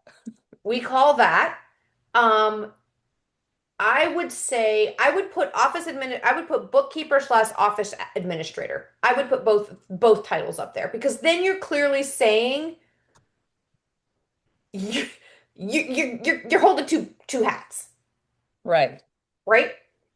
So, and I wouldn't say you provide administrative support. I would say you're a daily. Oh, This is like the template that I would put it into type thing, but I should have okay. used that one Okay, as an and that's example. fine. You can do that because that looks like it has a really good, a lot of information for somebody so they know what they're experiencing. And again, if you don't have a templated job description formula, you can use this one. Or if you already have one, if it's missing a piece, just tweak it. Yeah, If just you work. have more than this, that's probably okay too. Just make sure it's not a book because again, you want them to read it and understand it. So you don't want to overwhelm them with information, but you also don't want to not give them what they need to know. So templating your job descriptions will also increase how quickly you can do this. So the next time you write a job description, you're editing versus creating, which is a way faster process. Yeah. So, all right. So then what I would say is the job back in the permission to all are within the company, your key responsibilities will be bookkeeping and data entry on a daily basis. I would say, okay, bookkeeping and financial support and financial management, or they're almost doing, I mean, if they're doing monthlies, okay, bookkeeping and financial. With administration support, bookkeeping. Yeah, I think that's what we do. I think your key responsibilities, no, you can keep that. I would say your key responsibilities are bookkeeping with administrative support to to our other departments. How many departments do you have? Um, construction, maintenance, design, construction, maintenance. That's it. And is there a head of each of those that this person is supporting? Yes. So they're supporting, do they support you in ops? Uh, no, not really. Okay. Do they support any other executives? President, owner, CEO, Yeah. accountant, CFO? Yeah. So Yeah. how many total people are they expected to support admin wise? 3. Okay, so I would put admin support to 3 department heads.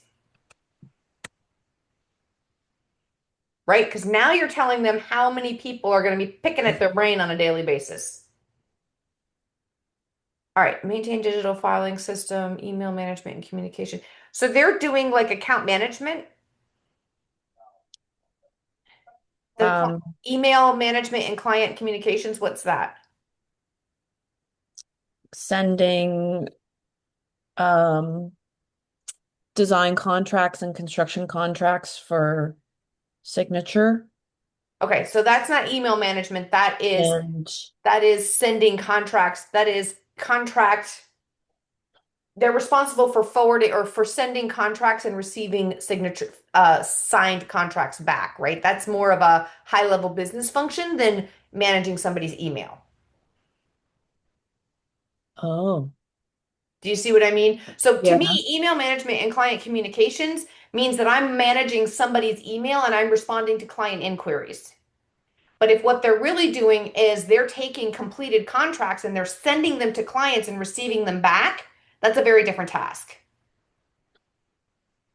Does that make, and it's a higher level Yeah. task. Does that make sense? Because now they've Yeah. got to make sure the contracts are right, you know. So I would say it's contract manage or contract creation and what's the word? Sorry, I'm trying to think off the top of my head, and apparently the top of my head is not thinking today. It's hard to think off the top of your head. But how, you know, again, thinking about, again, it doesn't have to be perfect, but these are the kind of things I want you guys to think about. So coordinating with suppliers, are they coordinating scheduled suppliers or they're just coordinating the payment, getting the suppliers paid? Getting the suppliers paid. So that's accounts receivable, that goes under bookkeeping.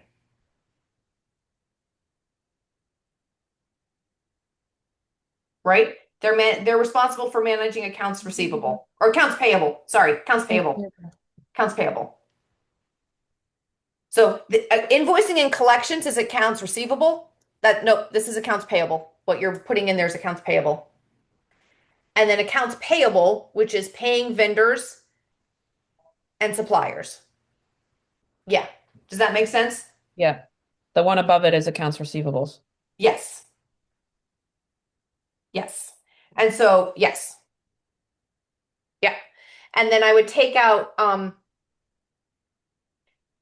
coordinating with suppliers. I would take out the coordinating with suppliers, payments and services, unless they're responsible for scheduling the suppliers. No, not anymore. I'll be doing that. Okay. Contact sheet plus birthdays, updating CRM, estimate status, and cost codes. Explain that one to me.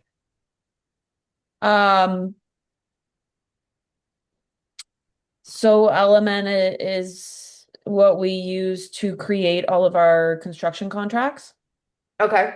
And what we use for CRM. So you just like if someone signs a construction contract, you have to update their estimate status in Element to contract sign, and then update all the cost codes for whether they're construction maintenance or specialty services. So updating in-house CRM. So get rid of no, you're fine. Yeah, updating CRM. No, you're fine. Element is fine. Oh. So Element updating in-house CRM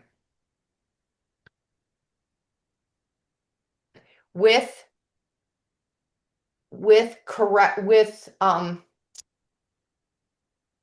sales flow or workflow with workflow updates. See how that just gets clearer? So again, this is just creating greater clarity so that when somebody looks at this, they're not confused about what that means. Right. Right? Employee contact sheet birthdays, sending contracts via Doc Hub for signature. How is that different than contract creation?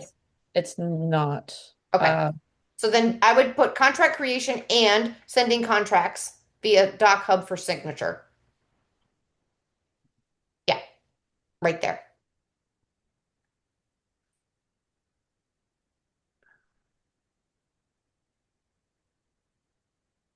Yeah, okay.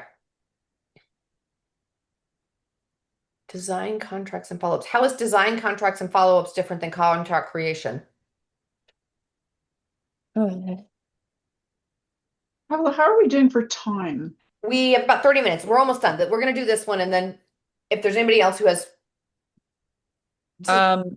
It's not really because I just put follow-ups up there. Okay. So again, managing review requests. What's that? Asking clients for reviews. Okay. So managing review requests from clients. Again, just who are they talking to? Right. Technical ability, too vague. Get more specific there. Give me systems. Like you have Asana on here somewhere. I saw that they have to use Asana. I would list the different proficiencies that they need. If they don't need to know Asana, you could say Asana or similar software. Because Asana is your employee management system, correct? Yeah. It's like our project management system. Okay. Okay. So I would say proficient with project management software. And then underneath desired skills, it could be proficient in Asana, Asana experience preferred. Yeah. Okay. Okay. So for all of you who've been sitting here watching us do this, is that helpful in understanding what I mean by being specific? Definitely for me. And then company details, again, so understanding what I mean by specificity, even in the job requirements. Now do you see why coming down into the company details and getting that and the process as well?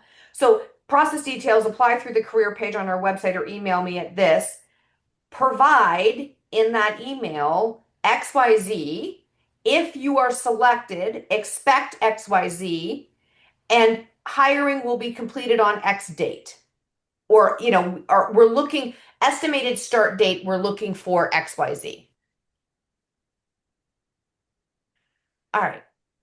That was a detailed one.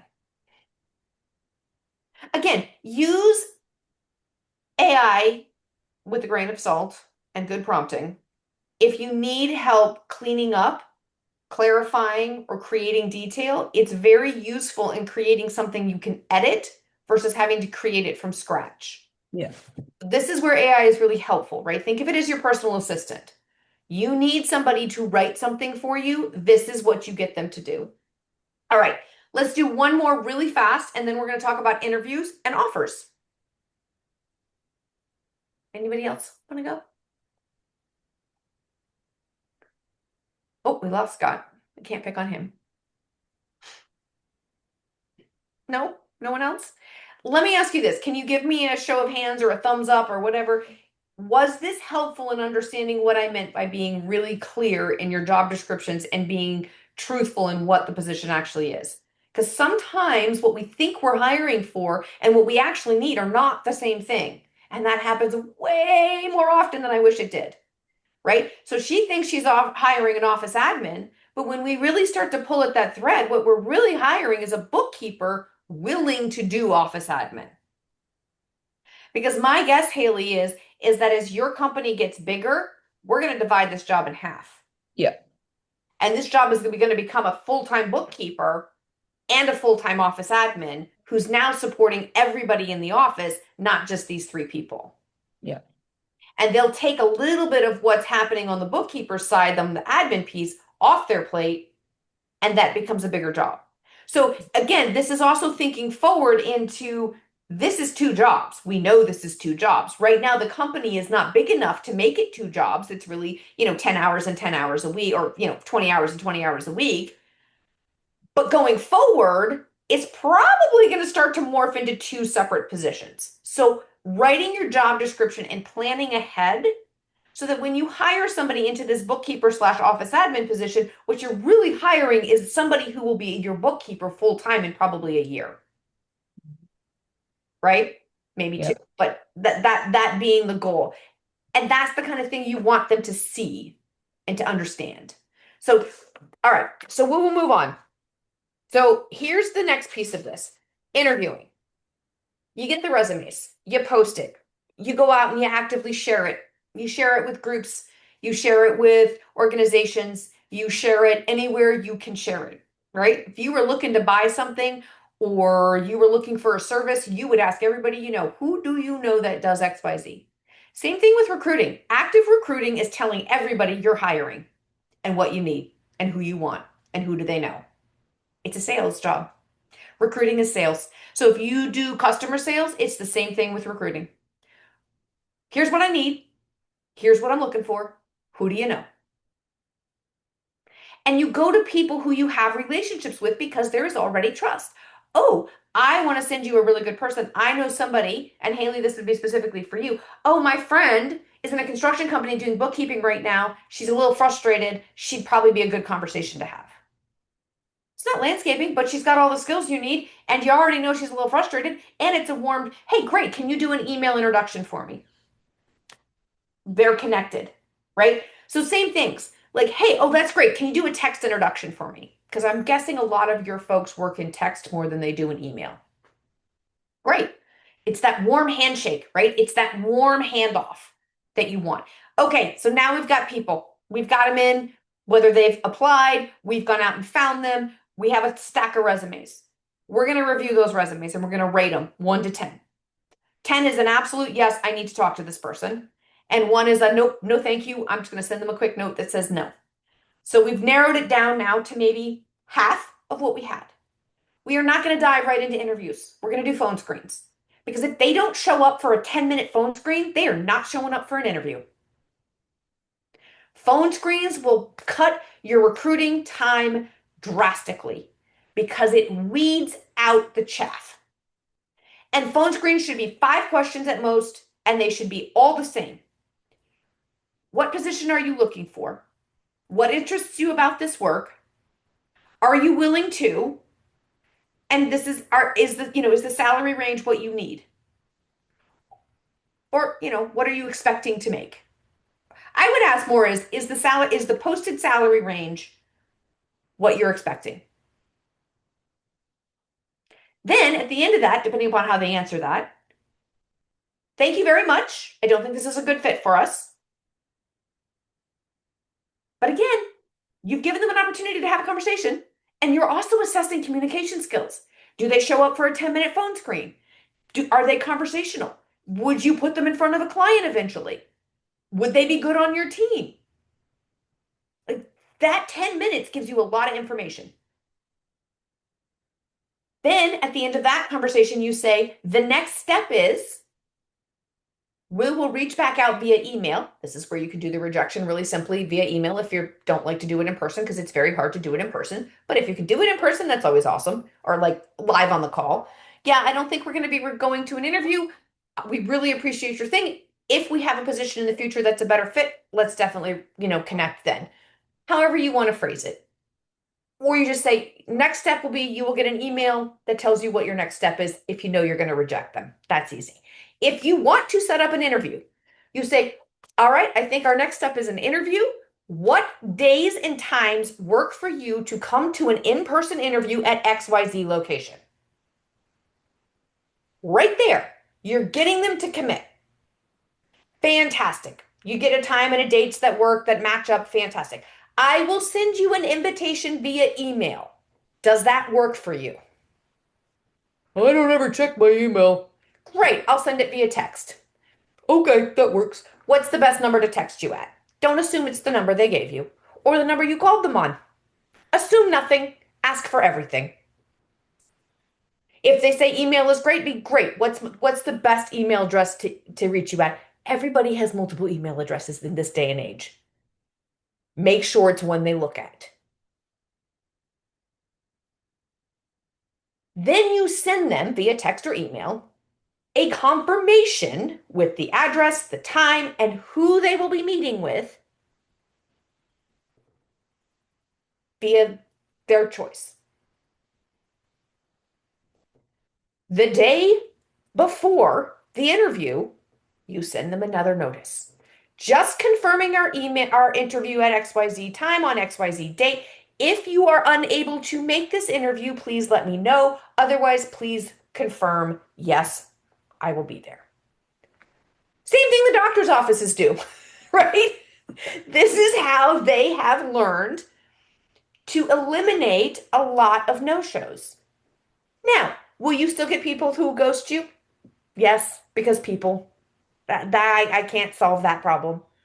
But this will get a lot of people, one, you're clearly on top of it. So, okay, now you're a business who's got your crap together, and that's attractive to a lot of people. They reminded me of my interview. People don't always maintain a calendar. Oh, I put it on my digital calendar, but I forgot to look at it. If it doesn't land on my paper calendar, I don't always remember it. I'm terrible about that. It's not personal. It's my brain, how my brain works, right? So it happens. People forget. Oh my gosh, thank you for reminding me. I totally forgot. Yes, I'll be there. No, I won't be there, right? So it just allows you to have a conversation before you're pissed off at them. Okay, great. You can't come. Are you no longer interested in the job, or do you just need to reschedule the interview? Give them one reschedule, because life happens to all of us. One reschedule is fine. The second time they do it, we know we got a reliability issue. Believe them when they tell you what they are like, right? Believe them. So those are my things with interviews. Now, don't wing your interviews. I know some of you have been interviewing for a long time and you think, I got this down. Do not wing an interview. Go into an interview with a set standard of questions. And I will put a link to a document before we're done that has these questions in it so that you have this resource. So you don't have to write this all down. Let me go back. I do have a slide for this too. Here we go. Oh, I am not sharing. Let me help. Let me share. Sorry. Sharing. Here we go. So this is what you do. So you start with the phone screen. So the phone screens are not optional. They are required because they will filter out a lot of the chaff for you. All right. I'm losing Rick. He's falling asleep on me. All right, Rick, shake your hands. Come on, wake up. Deep breath and stretch. Okay, ready? We're gonna plow through this. We got 20 minutes or less, and we're gonna about 15 minutes, and then we're gonna do about 5 minutes of questions. So these are your phone screen questions, right? Right here's your phone screen questions. And I will send this deck to Lindsay so you don't have to remember all this. But this is what we do. And then do not wing these. Come with a standard set of questions. Yes, I'm reading my slide because these are important parts. And ask everyone the same questions. This is so important. This is so important. Because if you ask everybody a different question, you are not measuring everybody by the same ruler. And it makes it really hard to make an accurate decision. Now, that's not to say it's not conversational, because it needs to be conversational. It's not just like, no, it's a conversation. But you're asking the same questions so that you are getting the same type of answers from everybody and can accurately measure who's going to fit and who is not. Take notes. If you don't take notes or you think you're going to remember, no, you will not. The rule of immediacy means you will forget. Take notes, copious notes. If you're doing it on Zoom, record it or have an AI assistant take the notes for you. You can even do that live. There are AI assistants that will do it live and they are free, and you can have them do it right there. You just put them up on your computer and you just tell the person, I'm recording this conversation so that I don't forget any information from what you shared with me, right? It creates integrity. I'm doing this for everybody. But take notes, record it, do what you need to do so that you have something to hold side by side as you review each candidate. And then tell them at the end of the interview what to expect next in the process. Even if you've put it in the job description, even if you've told them on the phone screen, you tell them again in the interview. What's next? You will hear from me with an answer. We will make an offer on, if we're going to make an offer, you will hear from us by. If we are not, you will hear from us by. Email, text. I would always email offers or mail them in hard copy, but email offers and email rejections, it's a paper trail. It's cover your ass. I would do that. So we're going to talk quickly about what to do for interviews. Interviews are a couple of questions, what we call behavioral-based interviewing. So it's not what do you do or how did you do it, or it's you want them to storytell. Tell me about a time when. Share with me an experience and how you handled it.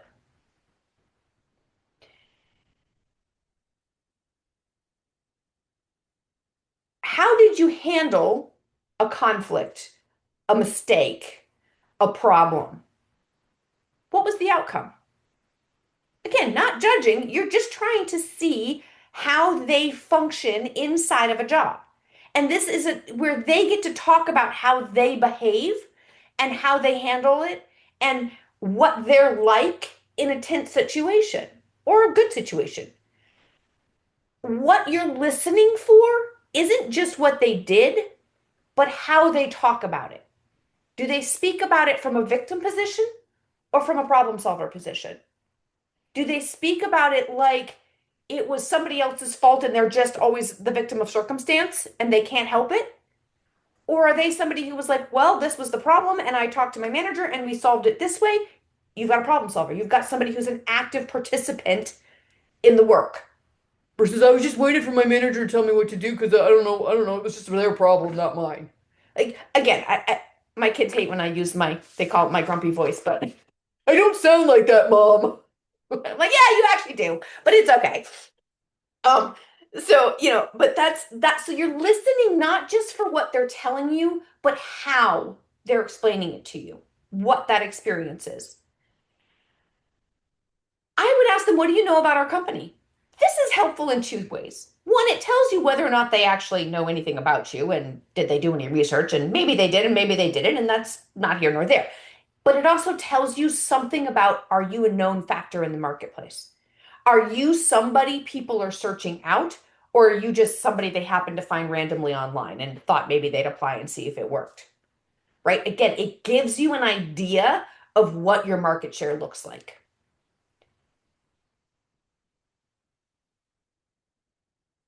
What do you expect from this job? What are your expectations of this job? Again, get them to talk about how they're going to show up, what they expect to do, how they want to be treated.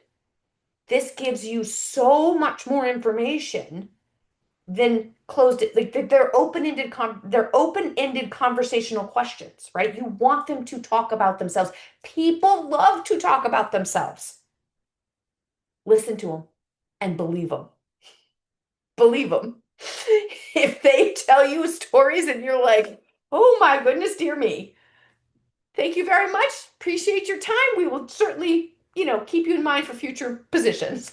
If they are like, this is my problem solving, this is the skills I use, this is what I do, yes, you've got somebody you can grow, right? You've got somebody who's not going to just be a worker, and we all need just workers. I do get that. But they are going to be a leader if you groom them correctly. I know, weird word, but true, right? If you invest in them, there's potential there. So what you're looking for is not just what they're capable of, but what is their potential. And they will tell you. People tell you things you would be shocked. The things I've learned about people in interviews. It is shocking what people will tell you if you ask the right questions. So really, it's about mastering questions in an interview. Tell me a time when, share with me, how did you handle, what did you do, what happened when, these sort of open-ended story prompting questions. Make them appropriate for the position. And then share with them a little bit about your company, about you, about the team they're going to work on, about the work they're going to do. Get them excited. You are selling them as much as they're selling you. This is a two-way sales conversation. This isn't just them saying, you need to hire me. This is you saying, you want to work here. You want to be a part of this because we're growing and we're doing this thing and we're going to make it great and we're going to reward the people that are with us because we're excited about what we do. And I think Scott hit it on the nose. Look for the passion. What are they passionate about? Is landscaping something that you enjoy, or is this just a job? And no, neither answer is wrong. And let them know that neither answer is wrong. Because again, you need workers. Not everybody has to love their job. But you do want them to love working for you, or at least like working for you. And so this just tells you where they're going to fall in that spectrum of people and where you're going to be able to, in the future, again, always thinking forward, promote, grow, continue educating, because they're going to become the people who keep your company going. And when you decide that it's time to exit, or your owner decides that it's time to exit, you have people in line already in the company who are ready to step forward into leadership roles. So whether you're interviewing for an entry-level person or a skilled person, you want to know who they are. And this is how you do that in an interview. Skills are important. Tell me about your skills. Tell me about what you've done for education. Tell me about your experience. These are important questions. Do not ask questions about their personal life. Just can't. It's tempting. We really want to know. It's exciting. It's a conversational way to connect, but don't do it. It will get you in legal trouble. Just don't. Don't do it. I have seen companies ask this question, and this is very gray area, so do it with caution. Are there any circumstances in your life, and it's a yes or no question, so they don't have to give you detail, that would preclude you from showing up regularly at these times and working these hours? Again, it's a yes or no question. If people choose to overshare on that question, you can stop them if they get to the points where you just need to not know those things. You can ask them that question in a slightly different way too. Things like, Our hours of operation are XY to XY. Are you available and willing to work on a Monday through Friday, Monday, whatever your hours are, basis from this month to this month? That is our requirement. Are you able to do that? Again, yes, no question. I don't usually like yes, no questions, but in this instance, that yes, no question is important, because if they say, well, I was really only hoping to work this hour to this hour on these days, then you're like, great, that's not what I'm looking for right now. That's not going to work for our schedule. We'll certainly keep you in mind for other things. This can also be done in a phone screen interview. Maybe I'd even put that in the phone screen section, because again, finding out that they're willing to work from 7 to 4 or 7 to 6, whatever the hours are, every day that they have to show up and do it, before you invest the time and energy, it's going to save you all a whole lot of heartache. Them and you, right? Transparency, clarity, upfront. If they answer that question yes in a phone interview, ask it again in the interview. Why?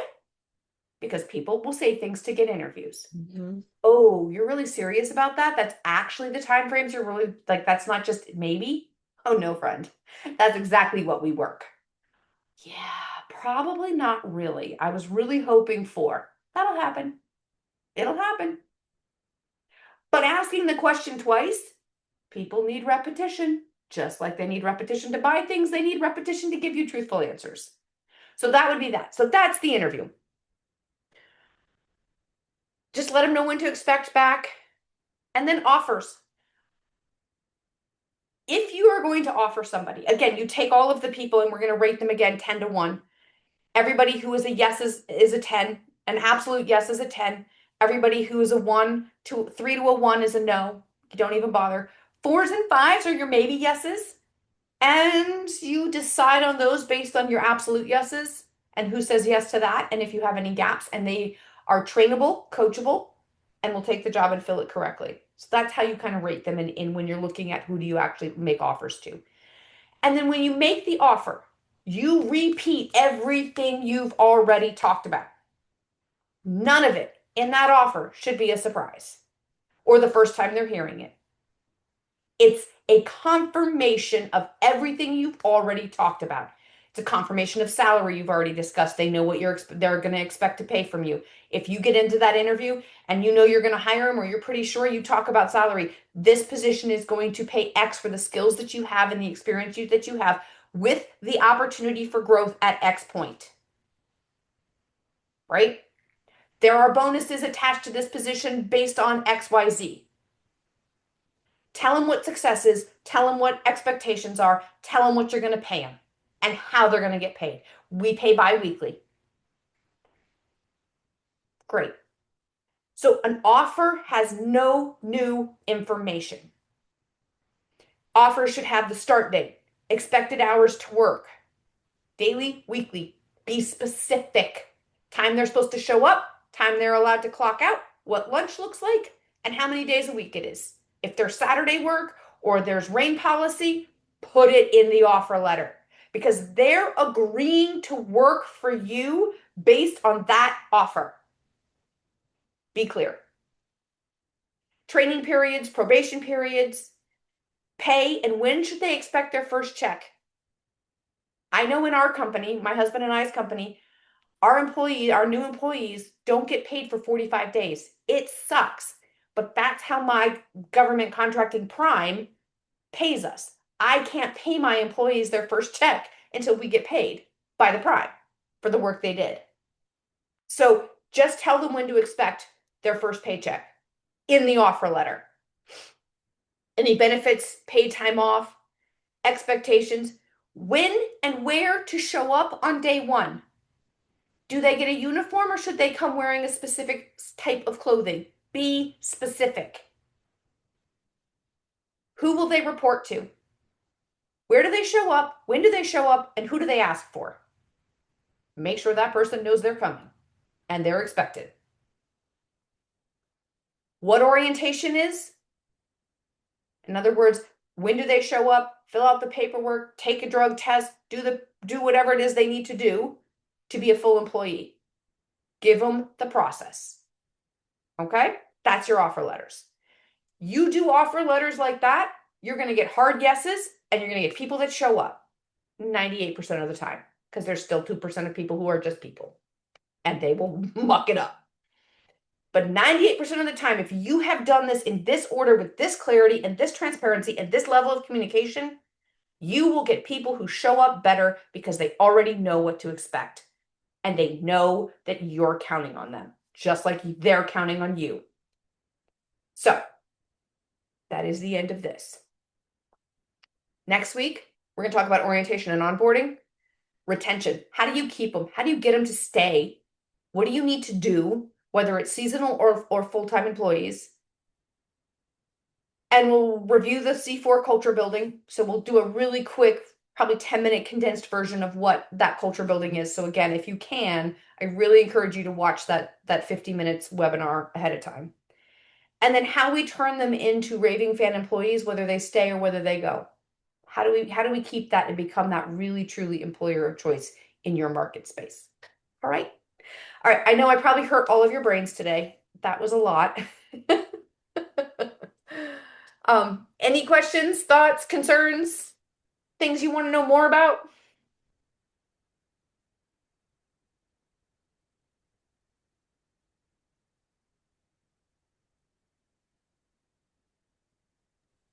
Can you repeat what the 5 phone screen questions were that you said? Yes.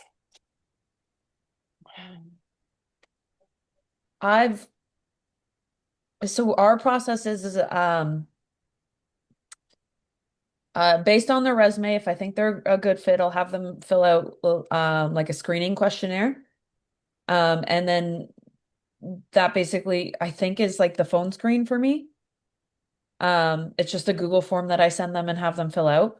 And then based on that, I'll schedule them in for a virtual screening interview with myself to kind of run through the more like, what do you know about the company? What are your expectations? Tell them more about the company, the position, and then from there decide if they move forward with a secondary interview with one of the owners. Okay, that's fine. But it's probably why it takes up so much of my time. Yes. So I think that the 5 questions for a phone screen is, what did I say? I wrote a couple of them down. What type of work are you looking for? Are you willing and able to work from Monday to Friday, blah, blah, blah? Is the posted hourly rate aligned with what you're expecting? Okay. That is the majority of them. I would say there was 2 other ones. I'm sorry. I get going and I forget what I guess it's more it more has to do with what we need them to have, like qualifications and stuff. Like something that we require is that someone has their own vehicle, because Okay. we're in the GTA and we've hired people in the past that say, oh, I have no problems relying on Uber or public transit to get to and from work, and it just doesn't Thank work. you. You're on Yeah. site at 7 a.m. You don't leave until 5:30 p.m. It's not going to work. Right. So then I would also put that in your job description Okay. as, Oh, it is. Yeah. we require you to have your own vehicular transportation. Yeah, I think we say reliable. Yeah, I think we did change it to own vehicular transportation. I gotta write that down. In other words, and again, this is things that you're using your phone screen to verify that they are applying to the job that you posted correctly, right? Right. What is the work that you're looking for? What is your expectation from this job? Are you available during these hours? Is the salary range posted within your range that you're looking for? Then at the interview or when you interview them before the owner gets them, confirm what you would think what this position is actually going to pay. Because I'm a little concerned about the salary range that you have on that position, if that's what it is, and that's the level of job that you're looking to fill. you're asking for a lot of skills and probably about 5 to 6 years worth of experience, and you're paying them probably $20,000 less than you should be. So I know that's not your problem, but It that is my something problem that you because need to that's know. what I was getting paid for the last 5 years. You've been, Havilah, And then we're right at 12 o'clock. oh yeah. I want to be mindful of Yeah. everyone's time. I know you're willing to stay on a little bit longer for questions. But does that help, Haley? And Haley, you can feel free to send me an email with specific questions. And I can certainly give you, what I have. And oh, let me put that one thing in the anybody else have questions that they want answered, or comments or concerns, or The other option is if you've got questions after you all have some time to reflect on everything that Havilah said today, you can send me the questions by email, and Havilah and I can answer them by email if that's better for you. yeah, here is the interview questions.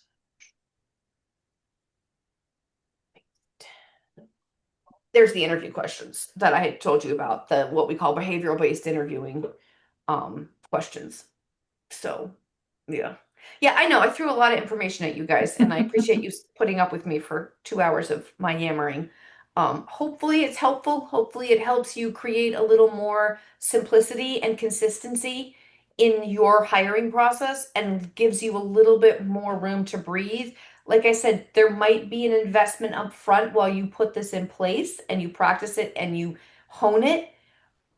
But as you grow and as you continue to use it, it will become much easier and much more streamlined for you and create better results over time. And I think honestly, from what I'm hearing from all of you, the biggest thing I can give you about recruiting is you need to go out and get really active in your recruiting. You need to talk to your current staff and you need to see who they know. You need to offer referral bonuses attached to performance, but referral bonuses. I think those things alone will help create a deeper pool of better qualified people. And you're going to start become employers who are actively looking, which tells people you have something good going on, right? People who are out there actively showing up in spaces. So I know everybody is super busy, but find out where people hang out and show up, build relationships. I know it's time consuming. I know it's a pain in the ass, but if you do it up front, down the road, you have other people doing the heavy lift in the recruiting for you. You're having to do a lot less search and peck and find because people are coming to you and saying, hey, I want to work for your company. I want to do the things that these people are doing. Your guys are always, they look great, they show up great, and they look like they actually enjoy their job. I want to enjoy my job. I'm already getting dirty and sweaty every day. I might as well enjoy it. Right?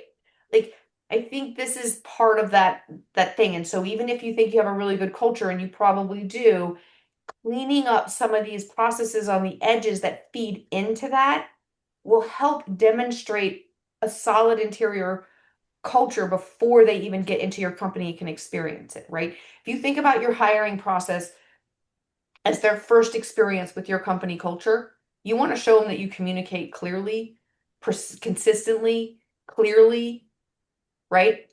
With integrity. You want to show them that you connect, that you build community, that you care. And that starts at the hiring process. All right. Thank you, Havilah. You're It's been welcome. wonderful. All right. So Reach out. Havilah and I will stay on for just one or two more minutes for anybody who wants to ask questions. You can also send me an email. I'll put that in the chat. There's my email address too. Fantastic. So thank you all for joining. We will hope to see you all again next Thursday. Wednesday. Sorry, Wednesday. I mean, I know it felt like Friday yesterday, but I don't know if you guys did the time change, but the time change kicked my back end. It's been brutal. I hate it. The older I get, the more I hate it. But yeah, so I pretty much was sure yesterday was Friday by the end of the day. So Yeah, I today's feel you, different. Lynn. I feel you. All right. Thank you all so much for coming. Really, really appreciate it. And Haley, if you want to talk about how to have that you're not paying enough conversation with your owners, we can talk about that. I'd love to. Yeah, it's kind of past that point now because I'm moving into another position. And I've tried to have that conversation in the past, and it's been difficult and not gone the way that I hoped it had, but I'm still here. It's a very difficult conversation to have. Yeah. Tremendously hard. Tremendously hard.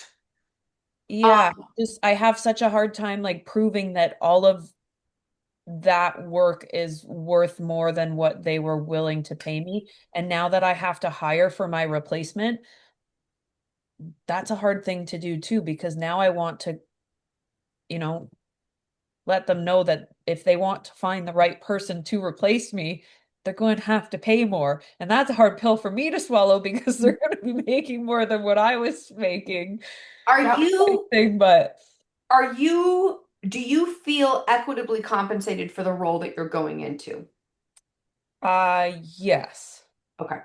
So you feel that you have received a bump that is allowing you to take on more responsibility and remain in the company and be a contributing person at the level that you've been contributing at without any resentment, and you feel like you're being fairly and totally compensated. Yes. Okay. Maybe not yes to all of those points. Okay.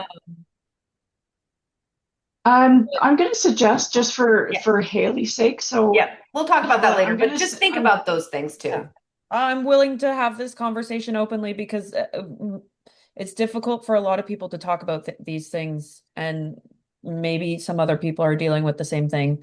And it might help them too. This is the funny thing about being a recruiter for years is I have zero compunction talking money, whereas most people we don't talk about money. And I'm like, we absolutely freaking should talk about money. We don't allow our employees to talk about money. You absolutely freaking should. And if you have to hide what you're paying people, you're not paying